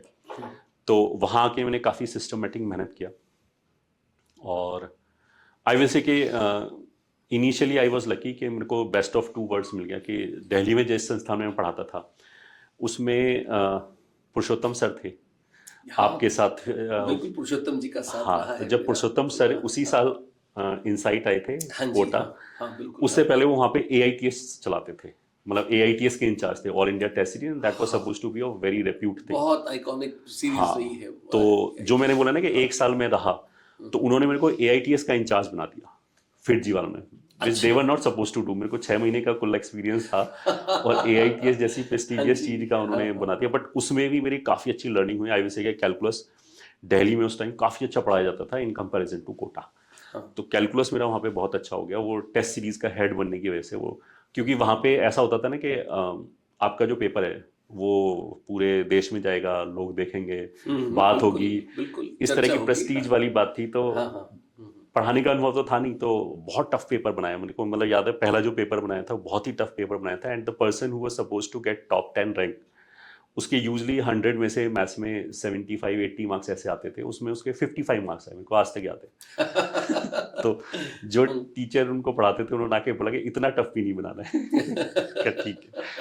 तो एक वो अनुभव और कोटा में आके जैसे बंसल सर के नोट्स वोट्स और ये सब मिले, शीट्स मिली उनकी, तो जो बाकी का टिग्नोमेट्री हो गया और इन सब पे अच्छा वर्क हो गया, क्योंकि बच्चे वहाँ से डाउट पूछते थे। तो मैंने 2-3 वर्ष और उसी संस्थान में काम किया। Then I came to Bansal in 2005 okay. For 1 year. तो आई विल से कि बहुत ही जल्दी इनिशियल ईयर्स में ही ना मेरे को काफ़ी अच्छे मटेरियल का एक्सपोजर हो गया था, दोनों के, कोटा वाले का भी और दिल्ली वाले का दिल्ली का भी। इसलिए मेरे को इनिशियली ठीक मिला, आई विल से। Okay, that's wonderful. और मोहित सर, अपॉर्चुनिटीज तो बहुतों को मिलती हैं, उसको कन्वर्ट लेकिन हर आदमी कर पाए ये आवश्यक नहीं है। बिल्कुल। तो आपने किया तो that is definitely your credit. फिर 2006 में क्या हुआ? 2005 से 6 में मैंने बंसल में काम किया और 2006 में ऑफ कोर्स जो साउथ इंडियन इंस्टीट्यूट्स थे उन्होंने अप्रोच करना चालू किया। तो इनिशियली तो मतलब मैं आपको फ्रैंकली बताऊं, मेरे को बंसल छोड़ने का कुछ भी वो नहीं था, कोई मेरे दिमाग में नहीं था, बिकॉज आई थॉट कि I will learn more. And क्योंकि वहाँ पे आपको बच्चा पूरे देश का क्रीम मिलता था, आपको ऐसा बच्चा मिलता था कि एक बैच में टॉप 100 के अंदर 20-20 रैंक आ रही है, इस तरह के बच्चे मिलते थे। तो उसको जो पढ़ाने का पीक टाइम रहा है बिल्कुल बंसल्स का, बिल्कुल। तो उसको जो पढ़ाने का आनंद है वो मतलब पैसे से नहीं तोला जा सकता। तो ये था एक बात, ठीक है। तो जो साउथ इंडियन इंस्टीट्यूट आए वो बेसिकली 2-3 टीचर से बात करे थे बंसल के, इंक्लूडिंग मी। तो मेरा जो पर्सनल इक्वेशन था बंसल सर के साथ वो बहुत अच्छा था, बहुत ही अच्छा था। मतलब he used to trust me because AITS का जो अनुभव था उसकी वजह से उन्होंने मेरे को अपने जो बंसल में टेस्ट होते थे उसका भी उन्होंने kind of, I was the person जिसको एक्सेस था, वरना वो, क्योंकि उस टाइम पे बंसल इतना पॉपुलर था कि उसके पेपर तक भी आउट होते थे। ये भी सिचुएशन थी। तो बंसल सर किसी को देते नहीं थे, इवन टीचर्स को भी नहीं देते थे जब तक वो कंडक्ट ना हो जाए, बट मेरे से वो कराते थे। और इनिशियली कुछ ऐसा हुआ, 1-2 प्रोबेबिलिटी के बाई चांस, अब जैसे बोलते हैं ना कि बाई चांस ऐसा हो गया कि IIT बॉम्बे के जैसे इंटरनल जो एग्जाम होते हैं ना, वहाँ से कुछ प्रोबेबिलिटी के क्वेश्चन को सर ने मोल्ड किया और एक आध गलती होगी, हो सकता है उनके दिमाग से स्लिप हो गया, मैंने वो पॉइंट आउट कर दिया। And sir was suppose to be, जैसे बोलते हैं ना कि डॉन ऑफ प्रोबेबिलिटी। तो वो इम्प्रेशन बहुत अच्छा गया इनिशियली, पहले 1-2 मंथ की ही बात है। तो मेरा बंसल छोड़ने का कुछ भी था, जो और भी फैकल्टीज थे, तो जैसे साउथ इंडियन इंस्टीट्यूट जो आया उन्होंने 2-3 लोगों को अप्रोच किया। तो दूसरे फैकल्टी ने बोला तुम्हें तो जाना नहीं है, तुम्हारा तो यहाँ पे अच्छा चल रहा है, तो यू बैक आउट। मैंने कहा ठीक है, मेरे को वैसे भी जाना नहीं है, तो I will quote a figure which of course they can not give. तो इसलिए ठीक है, जो मेरा करंट था मैंने उसे 5 टाइम्स ज्यादा बोला उनको, 5 टाइम्स। ठीक है। हाँ। एंड नियति देख ली उन्होंने, मान लिया वो बात। दिक्कत ये तो इसलिए मेरा बंसल, मतलब जैसे बोलते हैं वो फ्लूक में छोड़ना हो गया, मतलब मेरा ऐसा कोई इंटेंशन नहीं था। तो 2 साल मैंने वहाँ पे काम किया, then I started my own individual. 4 साल मैंने वो चलाया कोटा के अंदर ही। फिर एक और इंस्टीट्यूट में, जैसे वो तो मैं इंडिविजुअल मैथमेटिक्स पढ़ाता था 4 साल तक, फिर उसके बाद हमने एक इंस्टीट्यूट और बनाया, 2 साल तक वो पढ़ाया। Then I took A break, क्योंकि जैसे मैं बोलता हूँ कि जो मेरी अपब्रिंगिंग है वो लोअर मिडिल क्लास की हुई है, तो it was always in the back of my mind कि I have to help those kind of student in some way. तो जब मैं इंडिविजुअल पढ़ाता था तो मैंने थोड़ा बहुत किया इसको, मतलब जो भी कर सकते हैं ना, जैसे कोई बच्चा आ गया, फीस नहीं लेना उससे, बट ऐसा कितने बच्चों को हेल्प कर सकते हो? 20 बच्चों को, 50 बच्चों को, 100 बच्चों को। तो आई रियलाइज्ड कि ऐसे होगा नहीं, स्केल अप नहीं होगा ऐसे। तो कोटा में ही रह के मैंने खूब हाथ पैर मारे। जैसे आपने बोला ना कि आपने तो 2005-6 में रिकॉर्डिंग किया था, मैंने करने की कोशिश किया, but I could not do it in somehow ना, बिकॉज आप जब ठीक ठाक पोजीशन में हो तो आपके पास बैच का लोड भी अच्छा खासा रहता है, डेली 4 से 5 क्लासेस लेना, फिर उसके बाद ये सब करना। और कोटा में उस समय मतलब at least I could not get somebody जो मेरे को इन सब केस में हेल्प कर पाए, कि आप अगर जो सॉफ्टवेयर यूज़ कर रहे हो कभी हार्डवेयर से कंपेटेबल नहीं है, फिर इसी में दौड़ते दौड़ते 2013 में आई रियलाइज कि ऐसे होगा नहीं। तो आई टुक ए ब्रेक और आई वेंट टू बॉम्बे में जो मेरे क्लासमेट्स हैं, मतलब IIT के जो कलीग्स हैं, बैचमेट्स हैं, वो एक कंपनी रन कर रहे थे एडटेक, बट वो फाइनेंस फील्ड में था। तो I went there just to understand कि रिकॉर्डिंग कैसे होता है और कैसे कैसे करते हैं। तो वहाँ से मैंने अपने यूट्यूब चैनल का स्टार्ट किया और 60-70% मैंने 2013 से 14 के बीच में ही सिलेबस डाल दिया था टू हेल्प दोज स्टूडेंट्स जो फाइनेंशियली वीक हैं। तो जितना भी मेरे को आता था विदाउट, अभी तो जैसे कुछ कुछ चलते हैं कि फ्रीमियम करके बोलते हैं, शायद आपने वर्ड सुना होगा कि कुछ आप कंटेंट लिंक्डइन के फ्री लिए में सुना दो, है, हाँ। कुछ फ्री में दो आप, हाँ जी, और हाँ। पे करने के लिए आप बोल दो कि इतने पैसे लगेंगे। तो उस टाइम तक तो मैंने कुछ सोचा नहीं था, मतलब क्योंकि प्योरली सोशल इंटेंशन था। तो जितना भी मेरे को आता था, जो भी सीखा था हमने उस दिन तक, वो सारा मैंने फ्री ऑफ कॉस्ट डाल दिया, मतलब वहाँ पे ना प्लस डिटेल में काफ़ी स्लो पढ़ा के, ताकि जो बच्चा पढ़ रहा है उसको डाउट पूछने की फैसिलिटी नहीं होगी। तो जो भी मेरे को एक्सपीरियंस था उस टाइम तक कि बच्चे क्या क्या डाउट पूछते हैं, वो मैंने I try to incorporate in my teaching. तो इसलिए जो लेक्चर्स हैं वो काफ़ी लंबे हो गए। 2014 में then I came to Jaipur, और यहाँ पे मैंने रेजिडेंस ज्वाइन किया। अच्छा। और एक डेढ़ साल में I completed the entire course on YouTube free of cost. That was the beginning of the social media adventure. Exactly, मतलब ये प्री जियो एरिया है, एरा है, सॉरी। प्री जियो एरा, ठीक है। हाँ, तो तब तो एक्सेस भी लिमिटेड ही थी। एग्जैक्टली, ठीक है। तो ठीक है। Okay, this has been very interesting story till now. तो वहां से अब ये जो सेकंड हाफ ऑफ अभी तक की जर्नी है आपका, वो शुरू होता है। How was the journey with residence and how far did it go? क्या आपने कोई लर्निंग्स रही तो क्या रही, फिर क्या हुआ? रेजिडेंस में मैं तो एज ए ऑफलाइन टीचर ही पढ़ाता था। ऑफ कोर्स रिकॉर्डिंग जो हमने यूट्यूब पर डाला था उसकी वजह से मतलब ऑनलाइन बच्चे जानते तो थे ही। और 2020 तक आई वॉज इन रेजिडेंस। फिर जैसे कोविड आ गया तो वो सब चीज़ें ठप हो गया, और बाकी बच्चे जैसे बोलते थे कि यूट्यूब पे थ्योरी तो हम सारा कुछ पढ़ लेते हैं, बट डाउट टेस्ट और ये सब के लिए आप ही क्यों नहीं स्टार्ट करते, जो मतलब जो भी उस टाइम पे लिमिटेड बच्चों के साथ हमारा इंटरेक्शन था। Then we started competition with other faculty of residence. तो पहले हमने यूट्यूब चैनल पे फिजिक्स, केमिस्ट्री, मैथ का तो मैंने डाल ही रखा था, फिजिक्स और केमिस्ट्री का भी पूरा सिलेबस डाला हमने फ्री ऑफ कॉस्ट, ताकि अगर कोई बच्चा फाइनेंशियली कंस्ट्रेंट है तो उसको कोई दिक्कत ना आए। और पैरेलली हमने अपने पेड बैचेस स्टार्ट किए 2020 से, और अभी बस कंपटीशन में पढ़ा रहे हैं। Okay, that's lovely. और फिर वो शार्क टैंक बड़ा पॉपुलर अनुभव रहा था, मतलब बहुत चर्चा होती है उसकी, and many people talk about it. तो कैसा एक्सपीरियंस था, क्या था? Would like to share something? हाँ बिल्कुल सर, जैसे जब हमने कंपटीशन स्टार्ट किया, और जैसा मैंने पहले भी बोला है कि जो ऑफलाइन एक्सपीरियंस भी था, even when I used to teach in lower order batches, मैंने कभी भी अपने जो टीचिंग इथोस होते हैं ना उससे कॉम्प्रोमाइज़ नहीं किया। मतलब आई वुड से कि अगर 100 में से भले ही 10 बच्चे अगर हैप्पी हैं तो I am fine with it, because अगर मैं एक भी बच्चे की लाइफ चेंज करता हूँ तो दैट्स, मतलब कम से कम उसे लगे कि हाँ कुछ मैंने वैल्यू एडिशन किया है तो फ़ायदा है। बच्चे तो जैसे नादान होते हैं, बच्चे होते हैं, उन्होंने थोड़ा आगे की लाइफ दे रखी है, बट आपने देख रखी है, तो ये आपका कर्तव्य बनता है कि आप बच्चे से नहीं पूछोगे तेरे लिए क्या अच्छा है, मैं क्या करूं। बच्चे को इतनी समझ थोड़ी ना है। आप तो उसको बताओगे कि तेरे लिए ये अच्छा है, तू ये कर, वेदर यू लाइक इट और not. Give them enough rope and हाँ, they may actually hang themselves. Exactly, मतलब आजकल तो ये अंग्रेजी की कहावत लिटरली बहुत डेंजरस हो गई है, डेंजरस हो लेकिन गई। मतलब उसकी लिटरल उसमें मेरा कोई अर्थ नहीं है, मतलब खाली कहावत के तौर पर कह रहा हूँ। बिल्कुल बिल्कुल। हाँ। तो जब हमने ऑनलाइन स्टार्ट किया तो ऑफ कोर्स आपके पास देखिए, अगर मैं इसकी इकोनॉमिक समझाना चाहूँ तो आई एम श्योर कि आपने ऑलरेडी ये वर्कआउट कर रखा होगा कि अगर आप 12 लाख बच्चे एग्ज़ाम दे रहे हैं, 1-1.5 लाख बच्चा सीरियसली पढ़ रहा है, उसमें से भी आई विल से कि 80-90% बच्चा ऑफलाइन इंस्टीट्यूट में पढ़ रहा है, सीरियसली पढ़ रहा है, ठीक है। उसके बाद जो मास बच्चा बन जाता है, ठीक है, 2 लाख बच्चे हटा दो आप, 10 लाख बच्चा ऐसा है कि जिसपे किसी ना किसी कारणवश थोपा गया है कि जैसे नहीं करनी है, या फिर जैसे भ्रम में रहना है कि प्रिपरेशन करनी है।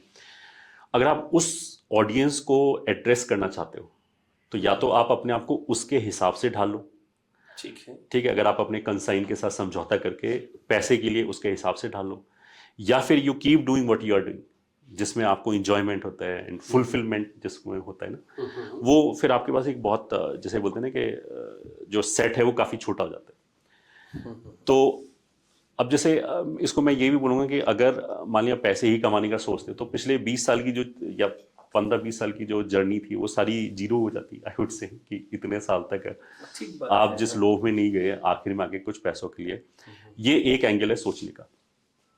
तो वी वांटेड, जब हमने कंपटीशन स्टार्ट किया था, कि जो टीचिंग इथोस हैं उसके साथ कोई कॉम्प्रोमाइज़ नहीं होगा। और मतलब मैं एक चीज़ बोलता हूँ कि अगर मैं किसी बच्चे को पढ़ा रहा हूँ और वो मेरे से 4 या 5 साल बाद मिलता है, तो मैं उसे आंख में आंख मिला के बात कर पाऊँ, कि मतलब मेरे अंदर ठीक कोई बात वो है। गिल्ट ना हो कि मैंने पैसे के लिए या अपने फायदे के लिए इसको कभी गलत रास्ते पे भेजने की कोशिश की, या फिर उसको गलत शिक्षा देने की कोशिश की।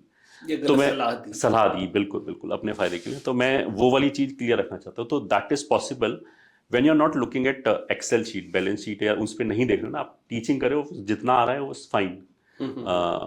तो अगर आप ऐसे हो तो you are not very attractive masses. For the people जो आप में इन्वेस्ट करना चाहेंगे, राइट? अच्छा। तो ठीक इसलिए बात इट है। इज वेरी इंपॉर्टेंट कि आप सेल्फ फाइनेंस्ड रहो, आप बाहर से कुछ ना लो। The moment you will take anything from the outside, तो ये तो वो हो गया कि आपने एक बंदर अपने कंधे पे बिठा लिया, वो 24 घंटे मुंह घुमाएगा, नहीं इधर देख इधर देख इधर करो, ये बच्चों को ऐसे बोलो, और बच्चे कैसे ला सकते हैं। तो from very beginning we were clear, and fortunately we got the team member with the same thinking. तो हमारा, जैसे बोलते हैं ना, फंडिंग लेने वाली या ये वाली चीज में हमारा कभी दिमाग था ही नहीं, एंड हमारे लिए काइंड ऑफ एवर्स था कि हमें नहीं करना है, भले हमारा स्केल छोटा रहे, किसी भी रेट पे हम बढ़ें। ये चीज थी। दो, जितने ही आप एडटेक के नाम ले सकते हो, ये ठीक है, यहाँ से लेके इवन 2-3 तो हमारे पास यूएस के भी एडटेक आ चुके हैं। दे ऑफर्ड मेनी टाइम के वी विल एक्वायर और we will do this, we will invest this, but उस टेम्पटेशन से हम हमेशा अपने आप को अलग ही रखे, and probably that is one of the reason के why we are still sustaining, जबकि बहुत बड़े बड़े सो कॉल्ड यूनिकॉर्न जा चुके हैं। तो अब कौन है वो यूनिकॉर्न? सभी को नाम पता है, वर्ल्ड में नंबर 1 कंपनी जो हो चुकी थी एक बार, they have become zero. The B company, okay, बिल्कुल, and the U company and many more are in the process. B company whatever. ठीक है। तो सर तो मतलब शार्क टैंक में मैंने आज तक कोई एपिसोड नहीं देखा था उसके। अच्छा, ठीक है। कभी नहीं देखा मैंने कोई एपिसोड। तो it was from a tech partner, उन्होंने बोला कि आपको विजिबिलिटी मिलेगी, टू बी वेरी फ्रैंक है, हमारा ऐसा कोई इंटेंशन नहीं था कि हमें पैसा चाहिए। हमें बहुत मजा आया, हमने कहा ये तो वही रह गया। We loved it, I mean definitely. And तो हम तो वहाँ केवल विजिबिलिटी के लिए, मतलब प्राइम जो वो था वो विजिबिलिटी के लिए गए थे। और जैसा कि आपको पता है कि जो भी पर्दे पे चीज़ें आती हैं, काफ़ी कुछ बैक स्टेज से काफ़ी कुछ मैनेज्ड होता है, काफ़ी कुछ प्री रिहर्स्ड होता है। तो वी वर टोल्ड कि अगर आप इस सर्टेन लाइन को लोगे तो इट विल बी, मतलब वी वर एडवाइज्ड कि अगर आप ऐसे बोलोगे तो शायद आपको फंडिंग बेटर मिलेगा या ये मिलेगा। उनको फंड देना है नहीं देना है, they will decide, but we will put what we feel. मतलब we will not put a face के 10 टाइम्स ग्रोथ होगी, इतने बच्चे ले आएंगे, इंडिया का हर बच्चा हमसे पढ़ेगा, ऐसा हमारा कोई ना इंटेंशन है ना हम कर सकते और ना करेंगे कभी। ठीक है, whatever we could tell them about ourselves we told them. तो बस हमको आई थिंक आई बॉस तो हमें काफ़ी मिले, काफ़ी ठीक है। आई मीन वो that it served the purpose, I would say. ठीक है, right. This is such a fascinating journey. अब इसमें बच्चों के लिए कुछ टेक अवेज क्या है? जैसे अगर एक सीरियस साइंस स्टूडेंट है, आजकल साइंस स्टूडेंट्स बहुत हद तक जेईई या नीट की तैयारी करने लगते हैं, प्योर साइंसेस की तरफ डेडिकेशन वाले विद्यार्थी थोड़े से सीमित संख्या में, पर जो भी हैं, जो एक सीरियस साइंस का स्टूडेंट है या इनफैक्ट कोई भी स्टूडेंट है, तो सबसे पहले तो एक जनरल लर्निंग, अगर कोई विद्यार्थी सीखना चाह रहा है कुछ, तो as one of the iconic teachers of the country आप क्या उसको एडवाइस करेंगे? बच्चा, ये मैं मतलब बच्चा छोटा है, मतलब 8th में, 9th में, 10th, 11th, 12th, मतलब भाई 13 से 18 साल का जो बच्चा है, उसको आप क्या कहेंगे? इसमें सर मैं मतलब 2-3 चीज़ें बोलूँगा जो काफ़ी रेडिकल सी लगेंगी बोलने में। जैसे मेरे पास ना काफ़ी बच्चे ऐसे भी कांटेक्ट में आते हैं, स्पेशली फ्रॉम बंगाल, कि बंगाल स्पेशली, कि वो मैथ्स ओलंपियाड और इस तरफ जाना चाहते हैं, ठीक है, and they hate IIT JEE literally. बोलता है कि मेरे को नहीं देनी है आईआईटी जेई ना, बट मेरे पेरेंट्स मेरे को फोर्स कर रहे हैं। तो ऐसे बच्चों को मैं बोलता हूँ कि यू आर नॉट रॉन्ग, मतलब जो आपकी थिंकिंग है इसमें कोई गिल्ट मानने की जरूरत नहीं है। You are the prime example के student should be like that. तो एक तो ये हो गया। दूसरा ये हो गया कि जो ब्रिटिश क्लासरूम फॉर्मेट है, मतलब आई पहले तो ऑफ कोर्स मेरे को बहुत ही अच्छा लगता था, but when I look into, जैसे बोलते हैं इन डीप, तो आई थिंक ये बहुत ही गंदा सिस्टम है जैसा अभी हमारा एजुकेशन सिस्टम है। एंड जो चीज़ें अभी प्रपोज की जा रही हैं, I think that is the way forward, वो बिल्कुल राइट डायरेक्शन में जा रहे हैं। इसमें मतलब एक काइंड ऑफ टेम्पलेट दे दिया गया है कि उसी टेम्पलेट से हमें सारे बच्चे प्रोड्यूस करने, काइंड ऑफ ना। इनिशियली कोई बच्चा हो सकता है कि आर्ट में बहुत अच्छा है या फिर मैथ्स में बहुत अच्छा है, मान लिया 6th 7th 8th क्लास में कोई मैथ्स में बहुत अच्छा है, तो जो हमारा एजुकेशन सिस्टम है वो ये बताता है कि ठीक है मैथ तो साइड में रख, but you are weak in physics chemistry, you are weak in this social science. तो बच्चा जो उसका प्राइम इंटरेस्ट है, जहाँ पे वो एक्सेल कर सकता है, जहाँ वो इंजॉय करता है, जहाँ पे मेहनत करना, उसको छोड़ के ना उनके पीछे दौड़ना चालू कर देता है। ये हमारे सोसाइटी का वो है कि इतने % मार्क्स आने चाहिए तभी पेरेंट्स की नाक ऊंची होगी। कई बार मैं एग्जांपल देता हूँ sir, just resonating with you, बिल्कुल कि अगर लता मंगेशकर होती तो लोग कहते कि कैलकुलस में कितने नंबर आए आपके? बिल्कुल बिल्कुल। हाँ, सचिन तेंदुलकर अगर स्कूल में हो तो वो कहेंगे कि ये वर्ड्सवर्थ की पोएम आप नहीं समझा पा रहे हैं, तो आप अच्छे विद्यार्थी नहीं है, है ना? तो ये एक टैलेंट किलिंग मशीन है। बिल्कुल बिल्कुल। तो जो बच्चे की मूल प्रकृति है ना, उसके अगेंस्ट आप उससे काम करा रहे हो। तो 4-5 साल तक वो बच्चा स्ट्रगल करेगा, कुछ बच्चे ऑफ कोर्स सक्सेसफुल भी हो जाएंगे, बट इन द प्रोसेस जब तक वो शायद 3-4 साल बाद वो बाकी सब्जेक्टों में एवरेज से बेटर हो गया होगा, बट जिसमें वो एक्सेप्शनल था उसमें भी वो एवरेज हो गया होगा। That is the systems flaw, I would say. तो जो अभी स्टेप्स लिए जा रहे हैं, मतलब जितना भी मैंने थोड़ा एनईपी के बारे में पढ़ा है, वो that is the way forward, I guess. कि अल्टीमेटली जैसे अगर हम इंजीनियरिंग क्लासेस में भी अगर मैं देखता हूँ ना कि इंजीनियरिंग में हमें क्या पढ़ाया गया, ठीक है, कि आपको हर क्षेत्र की थोड़ी थोड़ी जानकारी होनी चाहिए, उसकी वजह से मेरे को लगता है फोकस पूरा चला गया। वो 4 साल बिल्कुल वेस्ट हो गए, क्योंकि this is a take on IIT curriculum. हम आईआईटी दिल्ली की बात कर रहे हैं यहाँ पे, और इस पर दिल्ली इन पर्टिकुलर नहीं, जनरलाइज्ड आईआईटीज की चर्चा हो रही है। बिल्कुल। मेरे को ये लगता है कि उसमें काफ़ी टाइम वेस्ट कर दिया गया। वो जो पोटेंशियल 4 इयर्स थे ना, मतलब बच्चा जब आईआईटी में एंटर होता है वो अपने ब्रेन की शार्पनेस के पीक पे होता है, मेरे को ऐसा लगता है। सच है। हाँ। अंदर जो सिस्टम है ना, मतलब बैरिंग फ्यू एक्सेप्शंस, टीचर्स हैं, मतलब कुछ डेफिनेटली बहुत ही अच्छे टीचर्स हैं, बट वहाँ पे जो करिकुलम डिज़ाइन किया गया है, जो क्रेडिट सिस्टम है, या फिर जो ये ग्रेड सिस्टम है, मेरे को ऐसा फील होता है कि 4 साल बाद वही बच्चा, उसका दिमाग, हिंदी में बोलते हैं ना, कुंद हो गया होगा, कुंद जैसे मोटा हो गया होगा, मोटा हो गया होगा, ब्लंट हो गया। मतलब जो उसका कहाँ पोटेंशियल जा सकता था, उसकी बजाय हमने उसको बिल्कुल एवरेज लाके कॉर्पोरेट स्लेव की तरह खड़ा कर दिया। इंग्लिश अच्छी बोल सकता है, प्रेजेंटेशन अच्छी बना सकता है, मतलब उसका काम कुछ और था और हमने कहाँ पे लाके उसको खड़ा कर दिया। तो ये जो चर्चा होती है कि आईआईटीएंस नेशन बिल्डिंग में इतना पार्टिसिपेट नहीं करते, साइंस में, टेक्नोलॉजी में उनके कोई बहुत असाधारण एक्सेप्शनल अचीवमेंट्स नहीं है, तो वो आपका कहना है कि उसके लिए आईआईटी का सिस्टम जिम्मेदार है? हाँ, one of the reason I will say कि अभी तक जैसे चल रहा था उसका काफ़ी बड़ा रोल है। दूसरा आई विल से कि सोसाइटल प्रेशर भी है, और मतलब I will not go into external factors. इसमें ऐसा नहीं है कि ये कंट्रीब्यूट करना नहीं चाहते, वो जो इकोसिस्टम है दैट इज़ आल्सो मिसिंग। वो जो इकोसिस्टम है वो आई विल से कि गवर्नमेंट की तरफ से भी मिसिंग है, और अब डेफिनेटली पिछले 10 साल में मेरे को लगता है बहुत ही ज़्यादा प्रोग्रेस हुआ है, और सोसाइटी की तरफ से भी मिसिंग है। मतलब पेरेंट्स, वो अखबार में जो लाइन आती है ना कि इतने सीआर का पैकेज लगा, उससे वो अंधे हो जाते हैं और बच्चे को उसी तरफ धकेलने की कोशिश करते हैं कि तेरा तो नहीं लगा, तू भी तो इसी आईआईटी में पढ़ा है, तू मतलब पढ़ नहीं रहा वहाँ जाके। इस तरह की जो बातें आती हैं, तो जो रियल टैलेंट है, मतलब मेरे को ऐसा लगता है कि जो रियल टैलेंट है वो फिर भी काम करता है। तो इसका बहुत बड़ा एग्जाम्पल ये भी है कि अगर हम इंडिया में, अगर मैं टॉप 10 सक्सेसफुल पीपल निकालूं, सक्सेस का पैरामीटर आप कुछ भी रख लीजिए, मनी रख लीजिए, सोशल सर्विस रख लीजिए, इम्पैक्ट रख लीजिए, कुछ भी, दे आर नॉट के उनका आईआईटी जेई में रैंक 1, रैंक 2, रैंक 3, रैंक 10 आया होगा, ऐसा तो कुछ भी नहीं। तो कुछ भी वो आईआईटीएंस होना भी जरूरी नहीं है। बिल्कुल बिल्कुल। तो जो बच्चा अपने ध्येय पे लगा हुआ है, जो इंजॉय कर रहा है, और जो इन सब चीज़ों प्रेशर को झेल पा रहा है, वो ऑफकोर्स एक्सेल करेगा ही करेगा आगे। मतलब मनी आपकी जैसे बोलते हैं ना कि पर्सनैलिटी का एक एस्पेक्ट हो सकता है, या आपके जो पूरा लाइफ है उसका एक एस्पेक्ट है, this is not the only aspect. मेरे को लगता है कि that should not define exactly a person और द सक्सेस। बट आजकल यही हो रहा है शायद, उसमें सभी इक्वली जो दोषी दौड़ हैं। में शामिल है। ठीक है। आपकी एक बात से एक बहुत दिलचस्प वो डिस्कशन ध्यान आता है।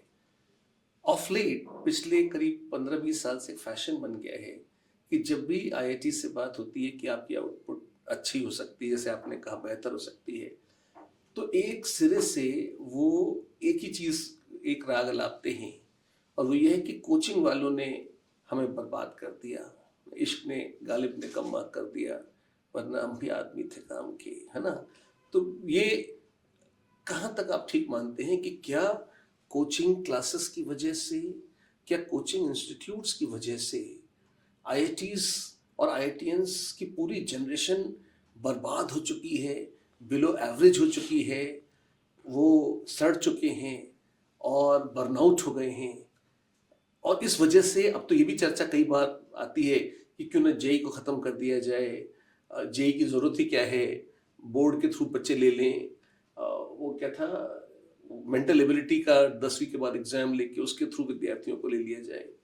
How do reflect on this, what is your comment? नहीं, मेरे को लगता है कि ये बिल्कुल ही गलत बात है ऐसा आक्षेप लगाना, क्योंकि अ, अगर आप कोचिंग दे रहे हो तो यहाँ तो मतलब जो बच्चा सेलेक्ट हो रहा है वो डिजर्व करता है तभी वो सिलेक्ट हो रहा है। मतलब ऐसा नहीं रट के कोई नहीं पहुंच सकता। कैसे पहुंच सकते हैं? मतलब आपने ही पढ़ाया है, मैंने ही पढ़ाया है, कितना रटा जा सकता है? क्या क्या चीज़ें विदाउट समझे आप नहीं कर सकते। मतलब इसीलिए आप एडवांस का पेपर भी लेते हो ना। मेंस का तो चलो थोड़ा सा हम 30% 20% बोल सकते हैं, टाइप कास्टेड है कि ऐसे ऐसे कुछ क्वेश्चन आते हैं और बच्चा अच्छा कर भी सकता है, वैसे मेंस में भी नहीं कर सकता। ये तो कहने वाली बात है। दूसरा, मैं हमेशा इसको बोलता हूँ कि अगर जो एग्ज़ाम का लेवल ऊपर या ज़्यादा हुआ है वो शेयर अर्थमेटिक है कि इतने बच्चे हैं, इतने बच्चे फाइट कर रहे हैं, जो ज़्यादा मोटिवेटेड होगा वो बार को उतना ही ऊपर करता चला जाएगा। एंड ईयर ऑन ईयर ये हो रहा है। मतलब जेई का पेपर टफ है, ये कोचिंग की देन नहीं है, ये बच्चों की ही देन है कि जो उन्हीं के जो पीयर ग्रुप के जो कुछ बच्चे हैं वो बाकी सारी चीज़ों को कॉम्प्रोमाइज़ करके पूरा पढ़ाई की तरफ ध्यान दे रहे हैं बाकी से अच्छे होने के लिए, तो बार लगातार रेज होता जा रहा है। तो क्या ये कह सकते हैं कि अच्छे बच्चे दुष्ट हैं जो बाकी बच्चों को पुअर फील करा रहे हैं और उन्हें पढ़ाई लिखाई बंद कर देनी चाहिए? नहीं नहीं, बिल्कुल नहीं। मैं तो ये बोला हूँ कि अगर अगर जैसे यहाँ पे अगर नहीं, कोई बच्चा ये बड़े, मैं जब ये आर्ग्यूमेंट सुनता हूँ तो मेरा मनोरंजन भी होता है, मुझे दया भी आती है और कई बार हैरानी भी होती है कि इतने पढ़े लिखे लोग, सर पीएचडी लोग, आईआईटी के डायरेक्टर्स, बहुत ज्ञान, भाई पॉलिटिशियन से बातें करते हैं क्योंकि वो तो बेचारे चलो नहीं समझते हैं चीज़ों को, और उनको जो किसी ने बोल दिया फीडिंग लग गई, उनको जो पॉपुलर मासेस को अपील करता है वो बोल जाते हैं, है ना। Narayana Murthy, such a you can say intellectual person, इतने केपेबल आदमी, उनसे ऐसी बातें सुनने में आती हैं। आईटी के डायरेक्टर्स ऐसी बातें कर लेते हैं, और मजे की बात यह है कि इन्हें स्कूलों से कोई दिक्कत नहीं है। बिल्कुल। फिर कोचिंग वाले क्या कर रहे हैं? पढ़ा रहे हैं। स्कूल वाले भी सपोजिटली पढ़ा रहे हैं, सपोजिटली कोच एंड कोच, है ना, but they are okay with the students going to school, they are somehow not comfortable with students going to coaching for some obscure reason. तो ये है, तो उसमें लॉजिक तो ज़्यादा नहीं है, साइंटिफिक भी नहीं है, पर ये पॉपुलर डिस्कोर्स में बहुत डिस्कस होता है। तो क्या इसको पॉइंट दर पॉइंट हम कुछ इसकी एनालिसिस कर सकते हैं कि हाँ इसमें आर्ग्यूमेंट में मतलब सेंस क्या है, या अगर नॉन सेंस है तो क्यों है? इसमें मैं दो तीन चीज़ें बोलूँगा। जैसे अगर आप ये बोले ना कि अभी बच्चे कुछ लोअर लेवल के जा रहे हैं, तो हम मतलब फर्स्ट पॉइंट तो आई विल से कि आप 20-30 साल पहले देख लीजिए जो आईआईटियंस हैं वो कितने सक्सेसफुल हैं, एंड अभी के जो निकले हुए हैं वो कितने सक्सेसफुल हैं। एक पैरामीटर ये हो सकता है कि एक तो ये हो सकता है कि पहले हमने बहुत ही अच्छे साइंटिस्ट निकाले हैं, एंटरप्रेन्योर निकाले हैं, अभी वो बिल्कुल जीरो हो गया है। एक तो ये हो सकता है, झूठ है। हाँ। दूसरा आई वुड से कि जैसे कोचिंग है, या फिर coaching is the form of training. तो ट्रेन तो आप सभी को करते हो, उसमें क्रिकेट वाला भी हो रहा है, ओलंपिक में जाने वाला भी हो रहा है, ट्रेनिंग तो उनकी भी हो रही है ना। वो भले ही अपनी एक एक मसल पे काम करके हम बोलें कि ये रियल टैलेंट नहीं है, ये तो एक्वायर्ड टैलेंट हो गया तो वो तो हर जगह होगा। अगर आपको वर्ल्ड लेवल पे कॉम्पीट करना है तो आपको उस लेवल तक पहुंचना पड़ेगा ना। दूसरा, जैसे मैंने बोला कि आप किसी भी फॉर्म का आप टेस्ट बना लो, आप आईक्यू टेस्ट बना लो, और आईआईटी में जो बच्चा घुस रहा है, ठीक है, आप डिज़ाइन कर सकते हो ना अगर आपको ये लगता है कि ये रट के आए हैं तो मैं ये क्वेश्चन बनाऊंगा, ये तो नहीं कर पाएगा अगर रट के आए तो। आप एक जिसे बोलते हैं ना कि एग्जिट टेस्ट ले लो आईआईटी में निकलने के बाद उन बच्चों का, और एक प्री ले लो, देख लो कि कितना डिफरेंस आया उनके आईक्यू में या फिर लर्निंग में, लर्निंग कर्व में। समझ में आ जाएगा आपको, तुरंत पिक्चर दिख जाएगी। जेई में जो बच्चा आता है ना, जिसको कलंकित कोचिंग वाले दबा कर भेजते हैं, उसका लेवल फिर भी अच्छा निकल आएगा, और 4 साल आईटी के बाद वो बिल्कुल तारे मैं वही तो बोला हूँ, मैं वो तो उसमें हेलन हेवन का डिफरेंस है, because I have interacted with those students जिनको पहले पढ़ाया है और जो बाद में उनका, जिसे बोलते हैं कि अगर आप दिमाग से काम नहीं लोगे वो जीरो हो ही जाएगा। ऐसा नहीं है कि वो हम एक लेवल तक ले, हम तो कोचिंग से नहीं है। बिल्कुल, तो मैं तो जिस टाइम में था कोचिंग होती नहीं थी। बिल्कुल। तो हमने कौन से झंडे गाड़ लिए 4 साल में, है ना। 4 साल कुड हैव बीन। अब मुझे लगता है कि इतना बढ़िया सिस्टम था, इतना system in the sense infrastructure अच्छा था, अपॉर्चुनिटीज इतनी थी, अगर वहां माहौल लर्निंग के हिसाब से बहुत वाइब्रेंट और इंटेलेक्चुअली मोटिवेटिंग होता, बिल्कुल, तो क्या नहीं कर सकते थे। बिल्कुल। But it was definitely an opportunity wasted, and even after 25-30 years it is still an opportunity largely wasted. बिल्कुल, मेरा भी ये बिल्कुल मानना है। तो ये चर्चा काफी दिलचस्प मोड़ पर आ चुकी है। आईआईटीज वाले जो कि एक होलियर देन दाउ एटीट्यूड रखते हैं हमेशा, और कई बार बहुत ओपन माइंडेड भी होते हैं, जो अच्छे लर्नर प्रोफेसर हैं, कोई सलाह in general as an IIT alumnus की how can we make the academic system और the overall performance system of IIT better, और not just limited to IIT. अगर हम जो पूरे देश के पॉलिसी मेकर्स हैं, हम उनसे बात करें, क्योंकि बहुत कम ऐसे टीचर्स हैं जिन्होंने इतने सारे विद्यार्थियों को इतना समय डेडिकेट करके पढ़ाया होगा जितना आपने पढ़ाया है।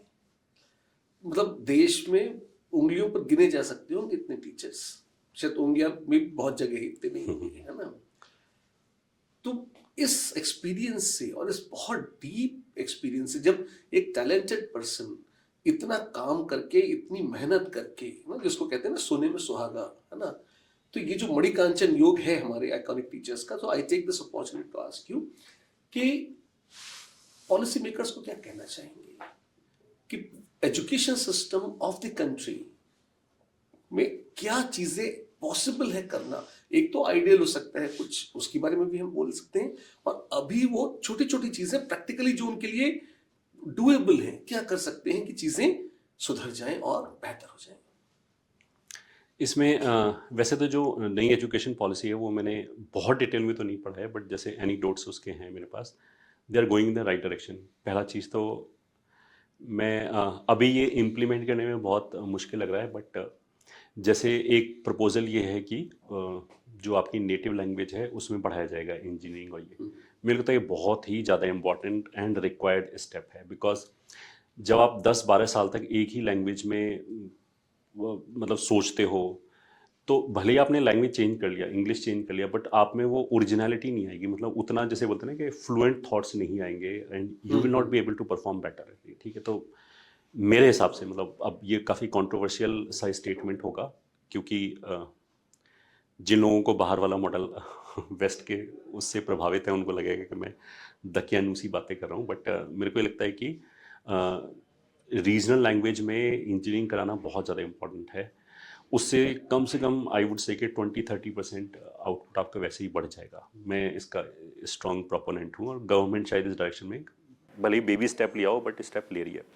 बहुत प्राइम एग्जांपल हमारे पास है, जापान है, चीन है, वो तो इंग्लिश डिपेंडेंट नहीं है, but they are doing better. Germany है, बिल्कुल इतना सा तो देश है। तो ये वाली जो बात है ना कि इंग्लिश की वजह से we are doing better in west, ये आई विल से कि हर्ड मेंटालिटी है, और बाद लॉन्ग टर्म में इसका काफ़ी नुकसान है। तो एक तो ये बिल्कुल राइट डायरेक्शन में। दूसरा, जो इंजीनियरिंग कॉलेजेस हैं वो काफ़ी कुछ हमने स्कूल से जैसे बना दिए हैं कि आपके प्रोजेक्ट के इतने मार्क्स मिलेंगे, अटेंडेंस के इतने मार्क्स मिलेंगे, यहाँ पे इतना ग्रेड मिलेगा। थियोरटिकल चीज़ें ज़्यादा हैं मेरे ख्याल से। अगर आपकी जो लर्निंग है वो प्रोजेक्ट और प्रैक्टिकल बेस्ड है, थ्योरी तो बच्चा पढ़ लेगा, everything is available on the net. अगर जो मोटिवेटेड होगा, जो रियली में कुछ करना चाहेगा, वो कर लेगा। तो मेरे को लगता है ये जो ग्रेड वाला सिस्टम है ये थोड़ा सा रिलैक्स करना चाहिए, क्योंकि इससे फिर वो बच्चे का जो ध्यान है ना, वो करंट जो पढ़ रहा है उसके होने की बजाय एंड गोल पे रहता है कि मेरे को इसमें क्या ग्रेड लाना है, तो उसका ध्यान हमेशा भटका रहेगा। तो वो रट रटा के जो रियल रटन चीज़ है जिसके लिए हम बदनाम हैं कोचिंग वाले, वो आईआईटी या इंजीनियरिंग कॉलेज के अंदर होती है। क्योंकि आपने देखा होगा कि लगभग हर इंजीनियरिंग कॉलेज में ये बात है कि जो एग्ज़ाम होगा उससे 2 दिन पहले पढ़ो और एग्ज़ाम में वॉमिट करके आ जाओ। हाँ, यस यस, वॉमिट करके आ जाओ। We have all done it. We have done it, मतलब I have also done it. ये मतलब तो ये तो सिस्टम की कमजोरी है वैसे कि जो रियल लर्निंग है उसको फोकस ना करके फिर डिफरेंट तरह के सब्जेक्ट पढ़ना है। मतलब अगर कोई मान लिया किसी का फॉर एग्जांपल मान लिया मैं मैकेनिकल में हूँ और मेरा एक्स्ट्राऑर्डिनरी इंटरेस्ट रेफ्रिजरेशन में फॉर एग्जांपल, तो I should be given an option कि आप सारे कोर्स रेफ्रिजरेशन के कर लो। ठीक है, अब उसमें जो डिस्ट्रैक्टर है वो अलग तरह की बातें करेंगे कि आपकी पर्सनैलिटी में सारे एस्पेक्ट होने चाहिए। अरे बड़ी भैया मेरे को नहीं कहीं डिबेट करनी, क्यों मेरे को फालतू इंग्लिश में डिबेट आप करवा रहे हो? इस तरह की स्किल मेरे को नहीं चाहिए, ये मेरा पर्सनल वो चीज़ है। तो आप वहाँ अपॉर्चुनिटी प्रोवाइड कर दो, बट उसको आप इन्फोर्स मत करो कि आप ह्यूमैनिटी के फालतू कोर्स पढ़ा रहे हो। जिसका इंटरेस्ट होगा वो देख लेगा। और जो जो कोर्स वाली चीज़ें होती हैं, मेरे को लगता है कि कोर्स में जो हम 6-6 महीने लगाते हैं, जब रियल किसी भी चीज़ की रिक्वायरमेंट होती है तो ऑन द नेट, इंटरनेट में आजकल सब चीज़ अवेलेबल है। आप उसको 2-3 दिन में पढ़ जाते हो, उसका सार भी समझ जाते हो कि क्या बोला जा रहा है, कैसे बोला जा रहा है, क्या चीज़ लोडेड है, क्या अनलोडेड है। वहाँ पे आप 4-4 महीने पढ़ रहे हो तो आपको पता नहीं होता कि इस लाइन का मतलब क्या है, बट आपको लाइन पता है कि कैसे लिखना है वो लाइन। तो ये मेरे ख्याल से ये काफ़ी कुछ चेंज भी हो रहा है और this is the right direction. जो राइट डायरेक्शन नहीं है वो मेरे को एक थोड़ा सा ये लगता है कि जैसे मेरे साथ के जो कुछ फ्रेंड्स हैं वो आईआईटी में प्रोफेसर्स हैं, तो ये राइट डायरेक्शन नहीं है। नहीं ये राइट, उनसे इंटरेक्शन करके मैं बता रहा हूँ कि मेरे को क्या लगता है।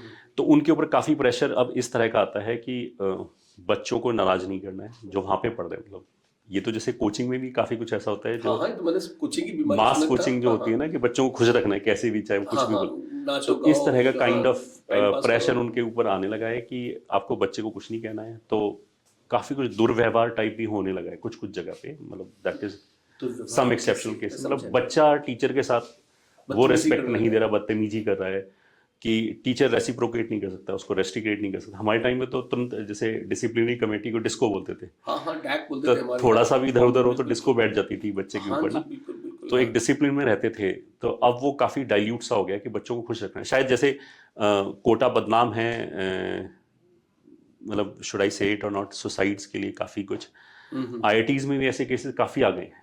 तो शायद कोटा की उसका चर्चा जैसे सुसाइड्स को लेकर बहुत हाईलाइट हुई है। हाँ जी, पर मजे की बात ये देखिए, और पहली बात तो किसी भी एक बच्चे का जाना बहुत बुरा है, एक भी सुसाइड नहीं होना चाहिए। बिल्कुल।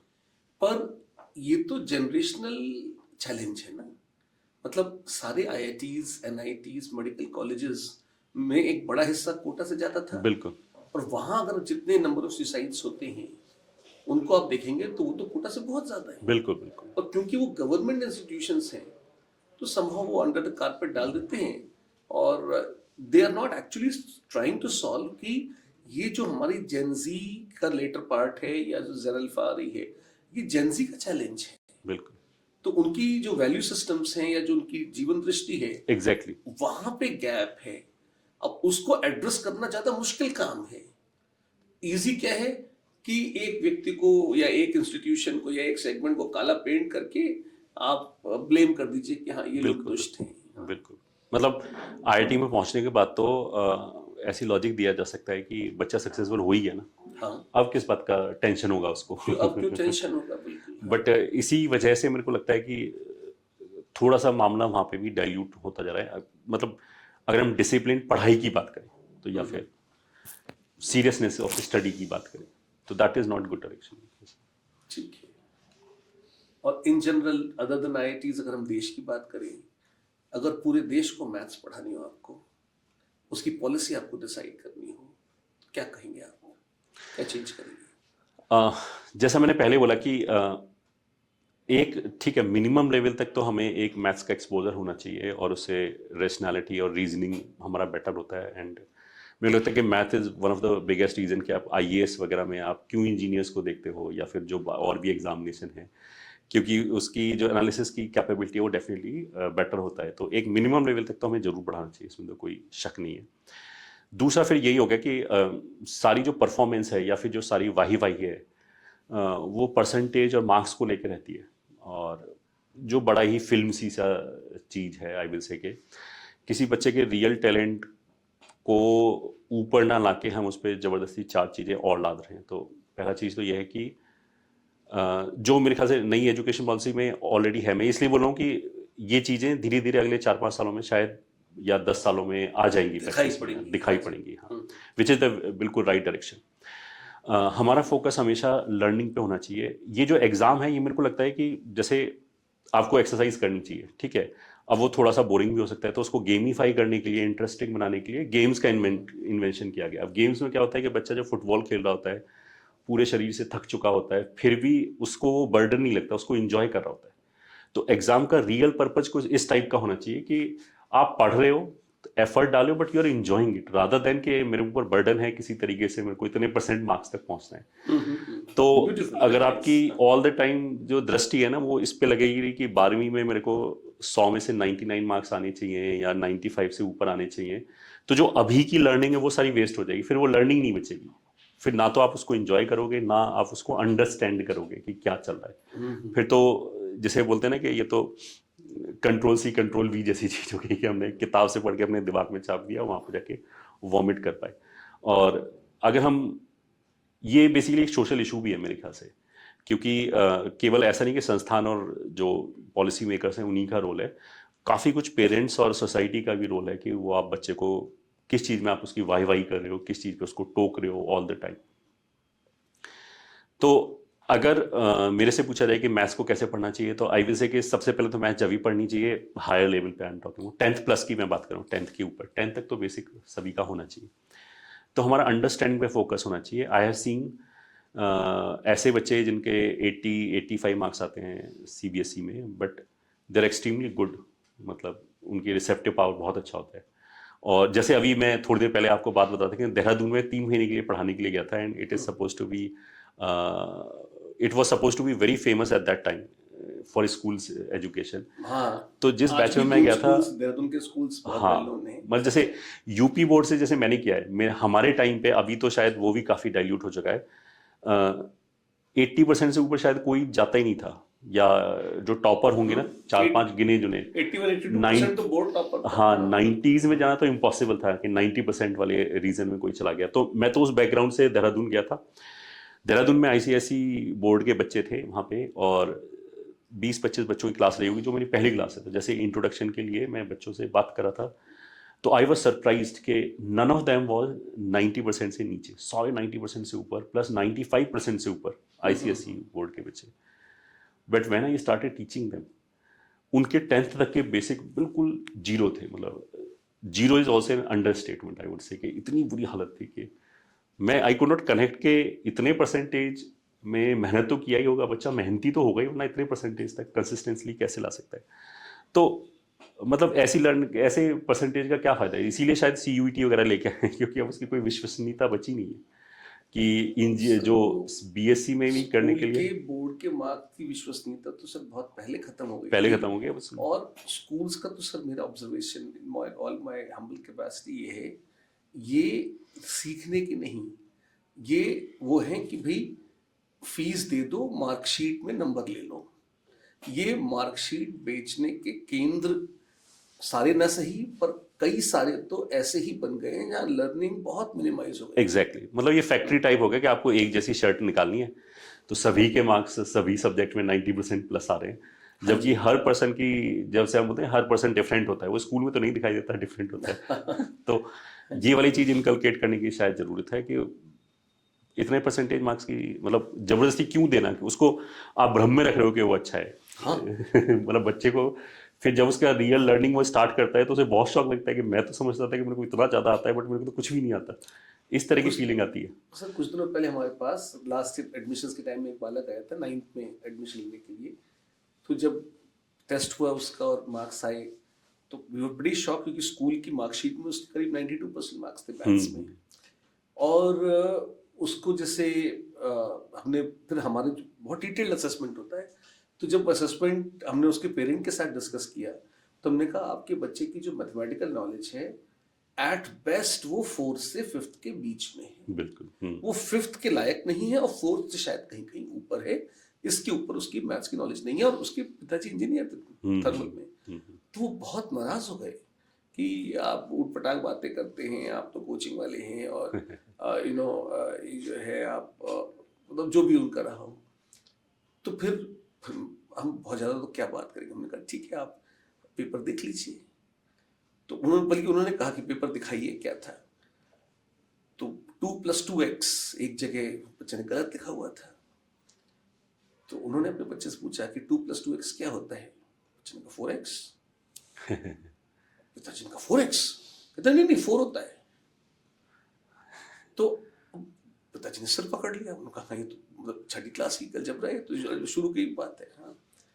फिर अगला क्वेश्चन था कि 9 स्क्वायर। अब 9 square its not big deal, है ना। तो उसने वहीं पूछ लिया उनसे। उन्होंने कहा कि ये स्क्वायर क्या होता है। तो पिताजी भी हिंदी मीडियम के बैकग्राउंड से रहे होंगे, तो उन्होंने कहा अरे 9 का वर्ग कितना होता है। कहता है वर्ग।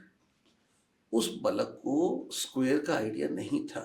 फिर उनका अच्छा 2 का स्क्वायर बता दो, तो उसका स्क्वायर होता क्या है ये तो बताओ। ये ऊपर क्या लिख रहे हो छोटा छोटा।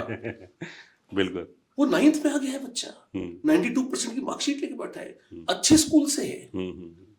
तो his father was so shocked थी। उन्होंने कहा कि मैं एक अच्छे से अच्छे स्कूल में पढ़ा रहा हूँ उसे, और मतलब ठीक है खुद नहीं पढ़ा रहा हूँ, पर इतना तो मैं मान के चलता हूँ कि बच्चा कुछ तो पढ़ता होगा। पर यहाँ तो कोई भी भांग पड़ी हुई है। और ये एक नहीं, ये रूटीन है, ये एक्सेप्शन नहीं है, ये रेगुलर है, ये सच है। और आप तो आज बता रहे हैं कि ये आज की नहीं, आज से 25 साल पहले भी यही हालत थी। बिल्कुल बिल्कुल। ठीक है। तो ऐसी स्थिति में सर पेरेंट्स और बच्चों के लिए कोई कंस्ट्रक्टिव सलाह, चैलेंजेस इस समय बच्चा क्या फेस कर रहा है, पेरेंट्स क्या फेस कर रहे हैं, और with all your season and long experience best उनके लिए इस समय क्या हो सकता है। सर इसमें अगेन मेरे थोड़े से विचार जो ऑर्थोडॉक्स टाइप लगेंगे, बट आई विल से इट। मेरे को ऐसा लगता है कि पहले ज़माने में भी आपने ये देखा होगा ना कि एक सर्टेन एज के बाद बच्चे को गुरुकुल भेज देते थे। हाँ जी। तो उसका रीज़न क्या हो सकता है, मतलब उस टाइम में तो मेरे को भी अजीब लगता था। जब अब हम बैठ के सोचते हैं ना कि ये बोला गया था हमें पहले बचपन में, मेरे को लगता है कि नॉइस काटने के लिए ना, कि आप घर में अगर रहता है तो घर वालों से बात होगा, रिश्तेदारों से बात होगा, किसी ना किसी तरह का नॉइस उसके दिमाग में चलता रहेगा। सोसाइटी, हाँ, सोसाइटी का जो नॉइस है।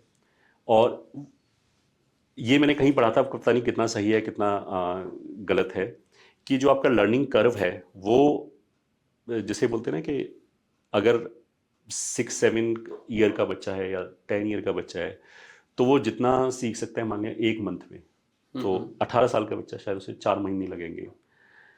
25 साल का बच्चा है उतना सीखने में हो सकता है उसको 4 साल लग जाए। तो एक एज का फैक्टर भी है। एक ऐसे नहीं कि मैंने आगे चल के उतनी मेहनत कर ली, आपका आउटपुट कम आएगा। तो ये जो प्राइम एज है बच्चे की सीखने की, इसमें हमें डिस्ट्रैक्शन कम कर देना चाहिए। जैसे अभी तो मेजर जो डिस्ट्रैक्शन है वो सोशल मीडिया का ही है, वो मेरे हिसाब से बिल्कुल जीरो कर देना चाहिए। जैसे हमने बचपन में सुना था कि वो तप करने के लिए फलानी गुफा में जाके चला गया। अब जो बंदा 20-20 साल तप कर रहा है, मान लिया 10 साल तप कर रहा है, उसका तो मेंटल स्ट्रेंथ बहुत ही स्ट्रांग होगा, बट बहुत उसे भी एकांत चाहिए, उसे भी चाहिए कि आसपास की नॉइज कट हो ताकि वो एक जगह फोकस कर पाए।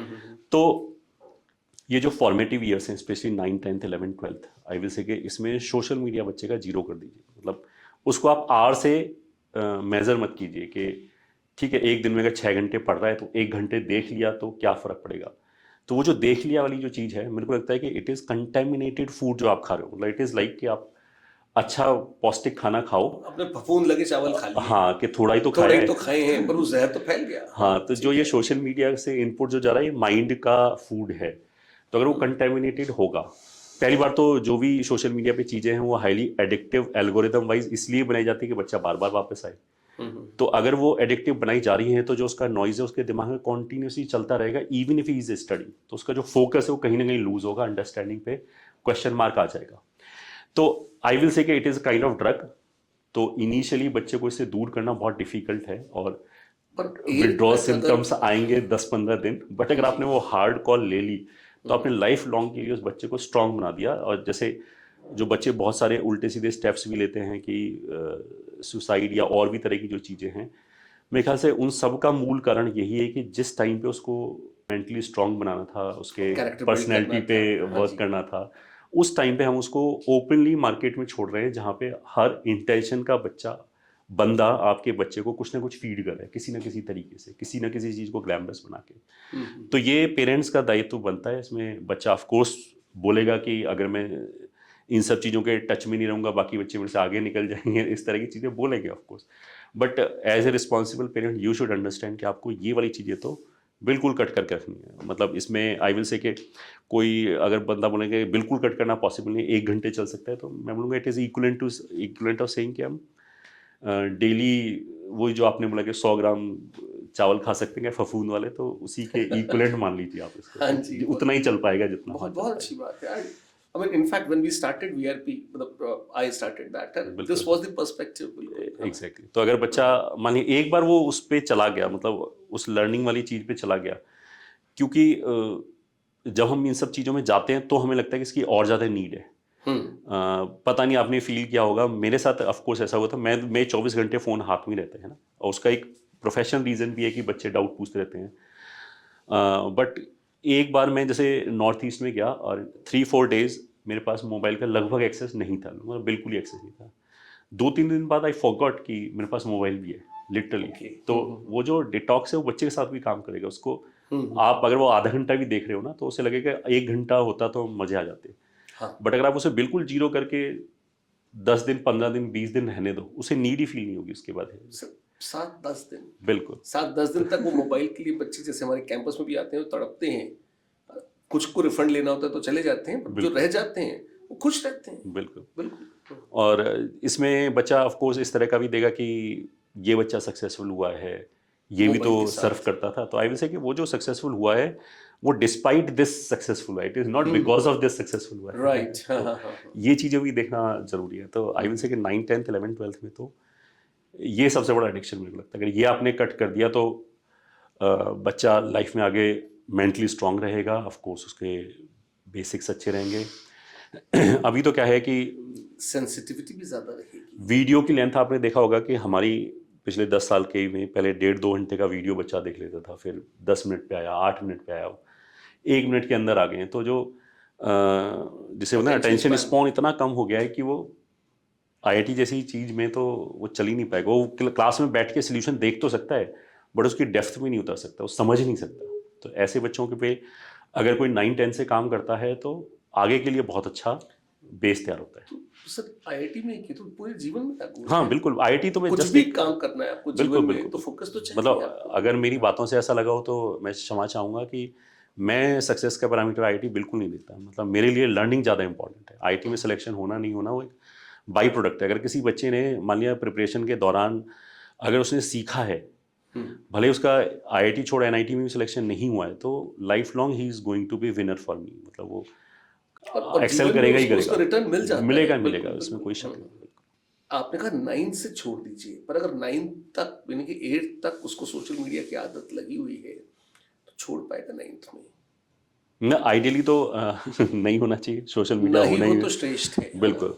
और शायद आगे जब जो जनरेशन आ रही है उसमें शायद 2 तरह के लोग हो जाएं।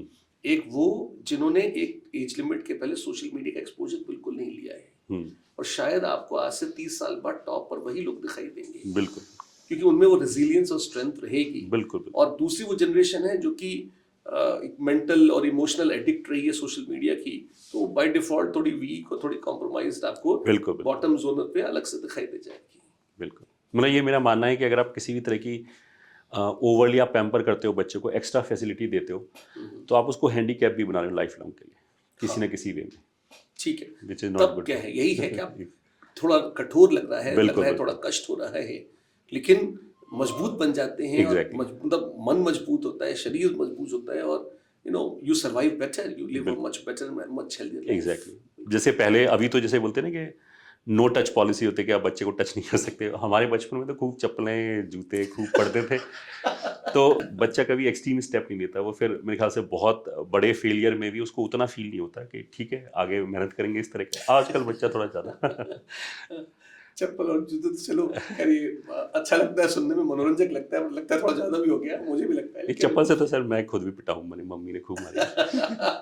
मैं पढ़ाई के लिए नहीं, बट वैसे जैसे सिबलिंग्स आपस में लड़ते हैं तो हाँ जी, हाँ। तो वो शर्म निकल, झिझक निकल जाती है, कोई मारेगा तो इसमें बहुत बड़ी बेइज्जती नहीं है, ठीक है। खाली ठीक है।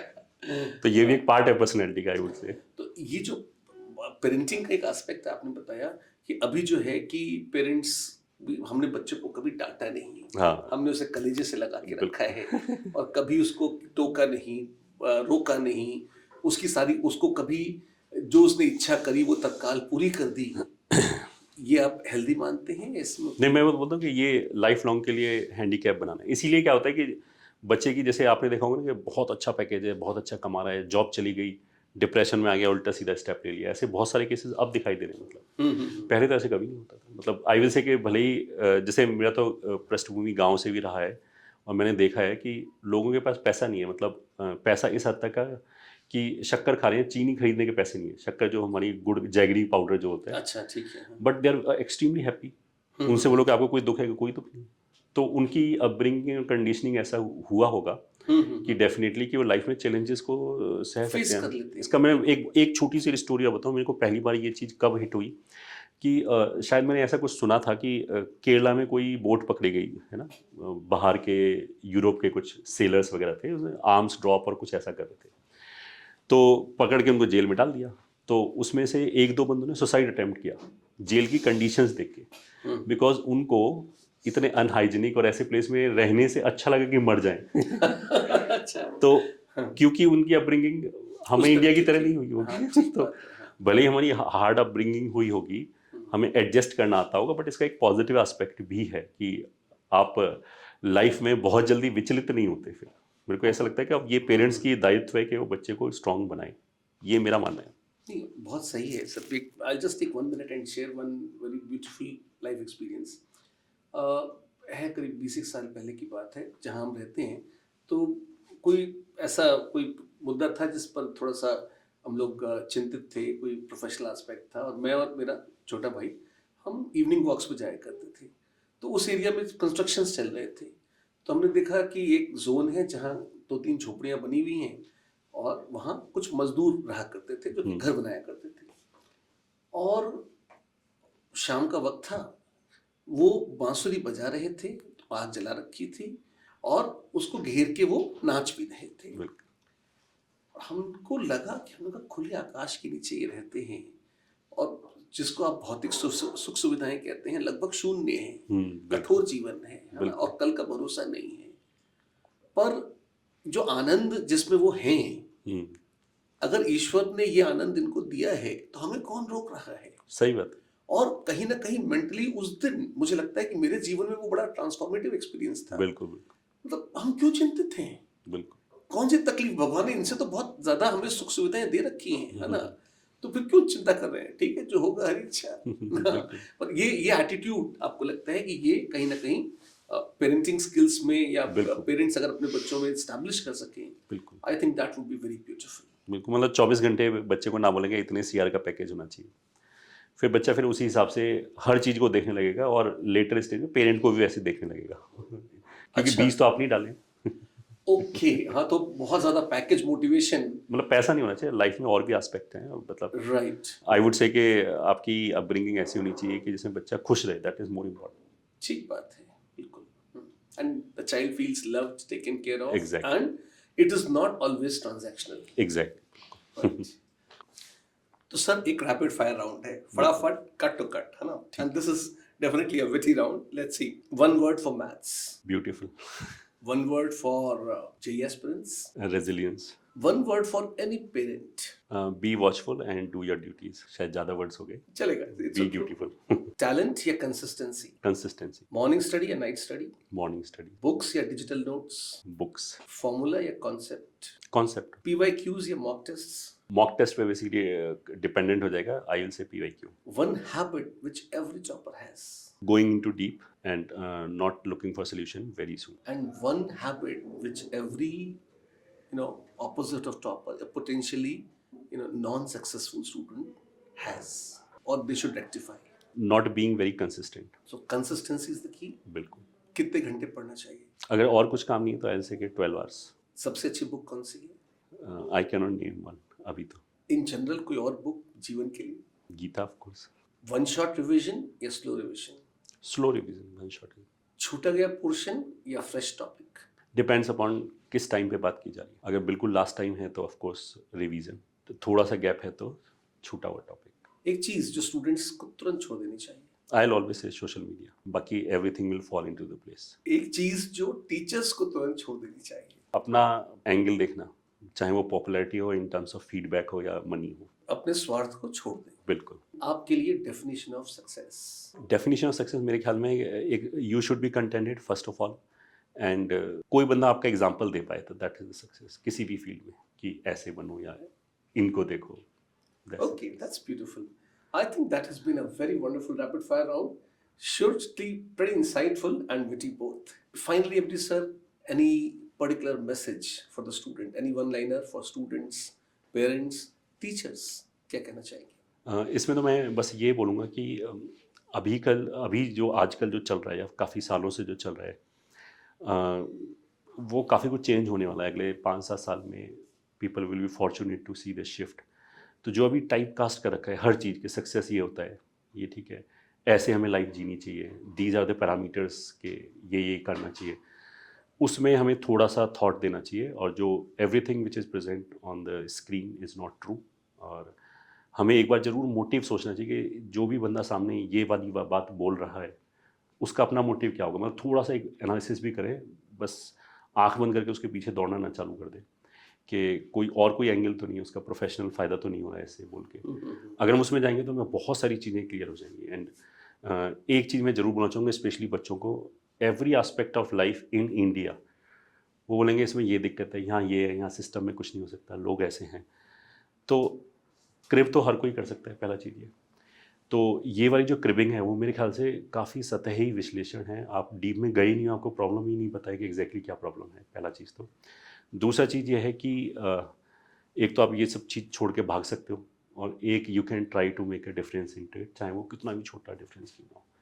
तो have a positive attitude, not all the time complaining attitude. ये, और स्पेशली जहाँ तक देश की बात आती है, हमें थोड़ा सा जुड़ाव होना चाहिए अपने देश के साथ में, कि इस पे उंगली उठाने का मतलब क्या, आपके फादर में बहुत सारी दिक्कतें हो सकती हैं, होंगी, बट आप ये थोड़ा करते हो कि बाहर सोसाइटी में जाके कि मेरे पापा तो ऐसे हैं, मेरे पापा तो ऐसे हैं, ये ऐसे you try to cover up और at least work upon it. So same thing, जैसे हम Goes for country also. Country भी आपकी माँ है तो उसके लिए थोड़े से रिस्पेक्टफुल रहे, रादर देन के सोशल मीडिया पे या मीडिया में बहुत तरह की चीज़ें माइंड वॉश करने के लिए बनाई जाती हैं।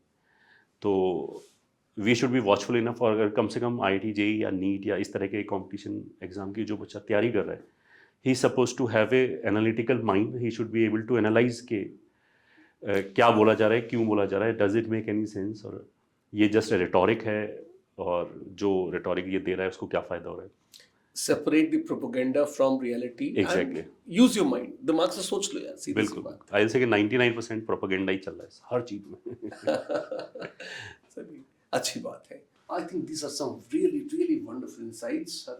मोहित सर, जैसा कि आपका नाम है मोहित, है ना, तो मोहित तो आप कर ही लेते हैं, है ना। बहुत अच्छा लगा आपसे बात करके, और आई एम वेरी श्योर कि जो पेरेंट्स और बच्चे आपको सुन रहे हैं, जो पॉलिसी मेकर्स आपको सुन रहे हैं, अगर ध्यान से सुनेंगे तो बहुत कुछ ऐसा है जो आपके एक्सपीरियंस से सीखेंगे, और कुछ ना कुछ पॉइंट्स उन्हें अपने जीवन में अपग्रेड करने के मिल ही जाएंगे।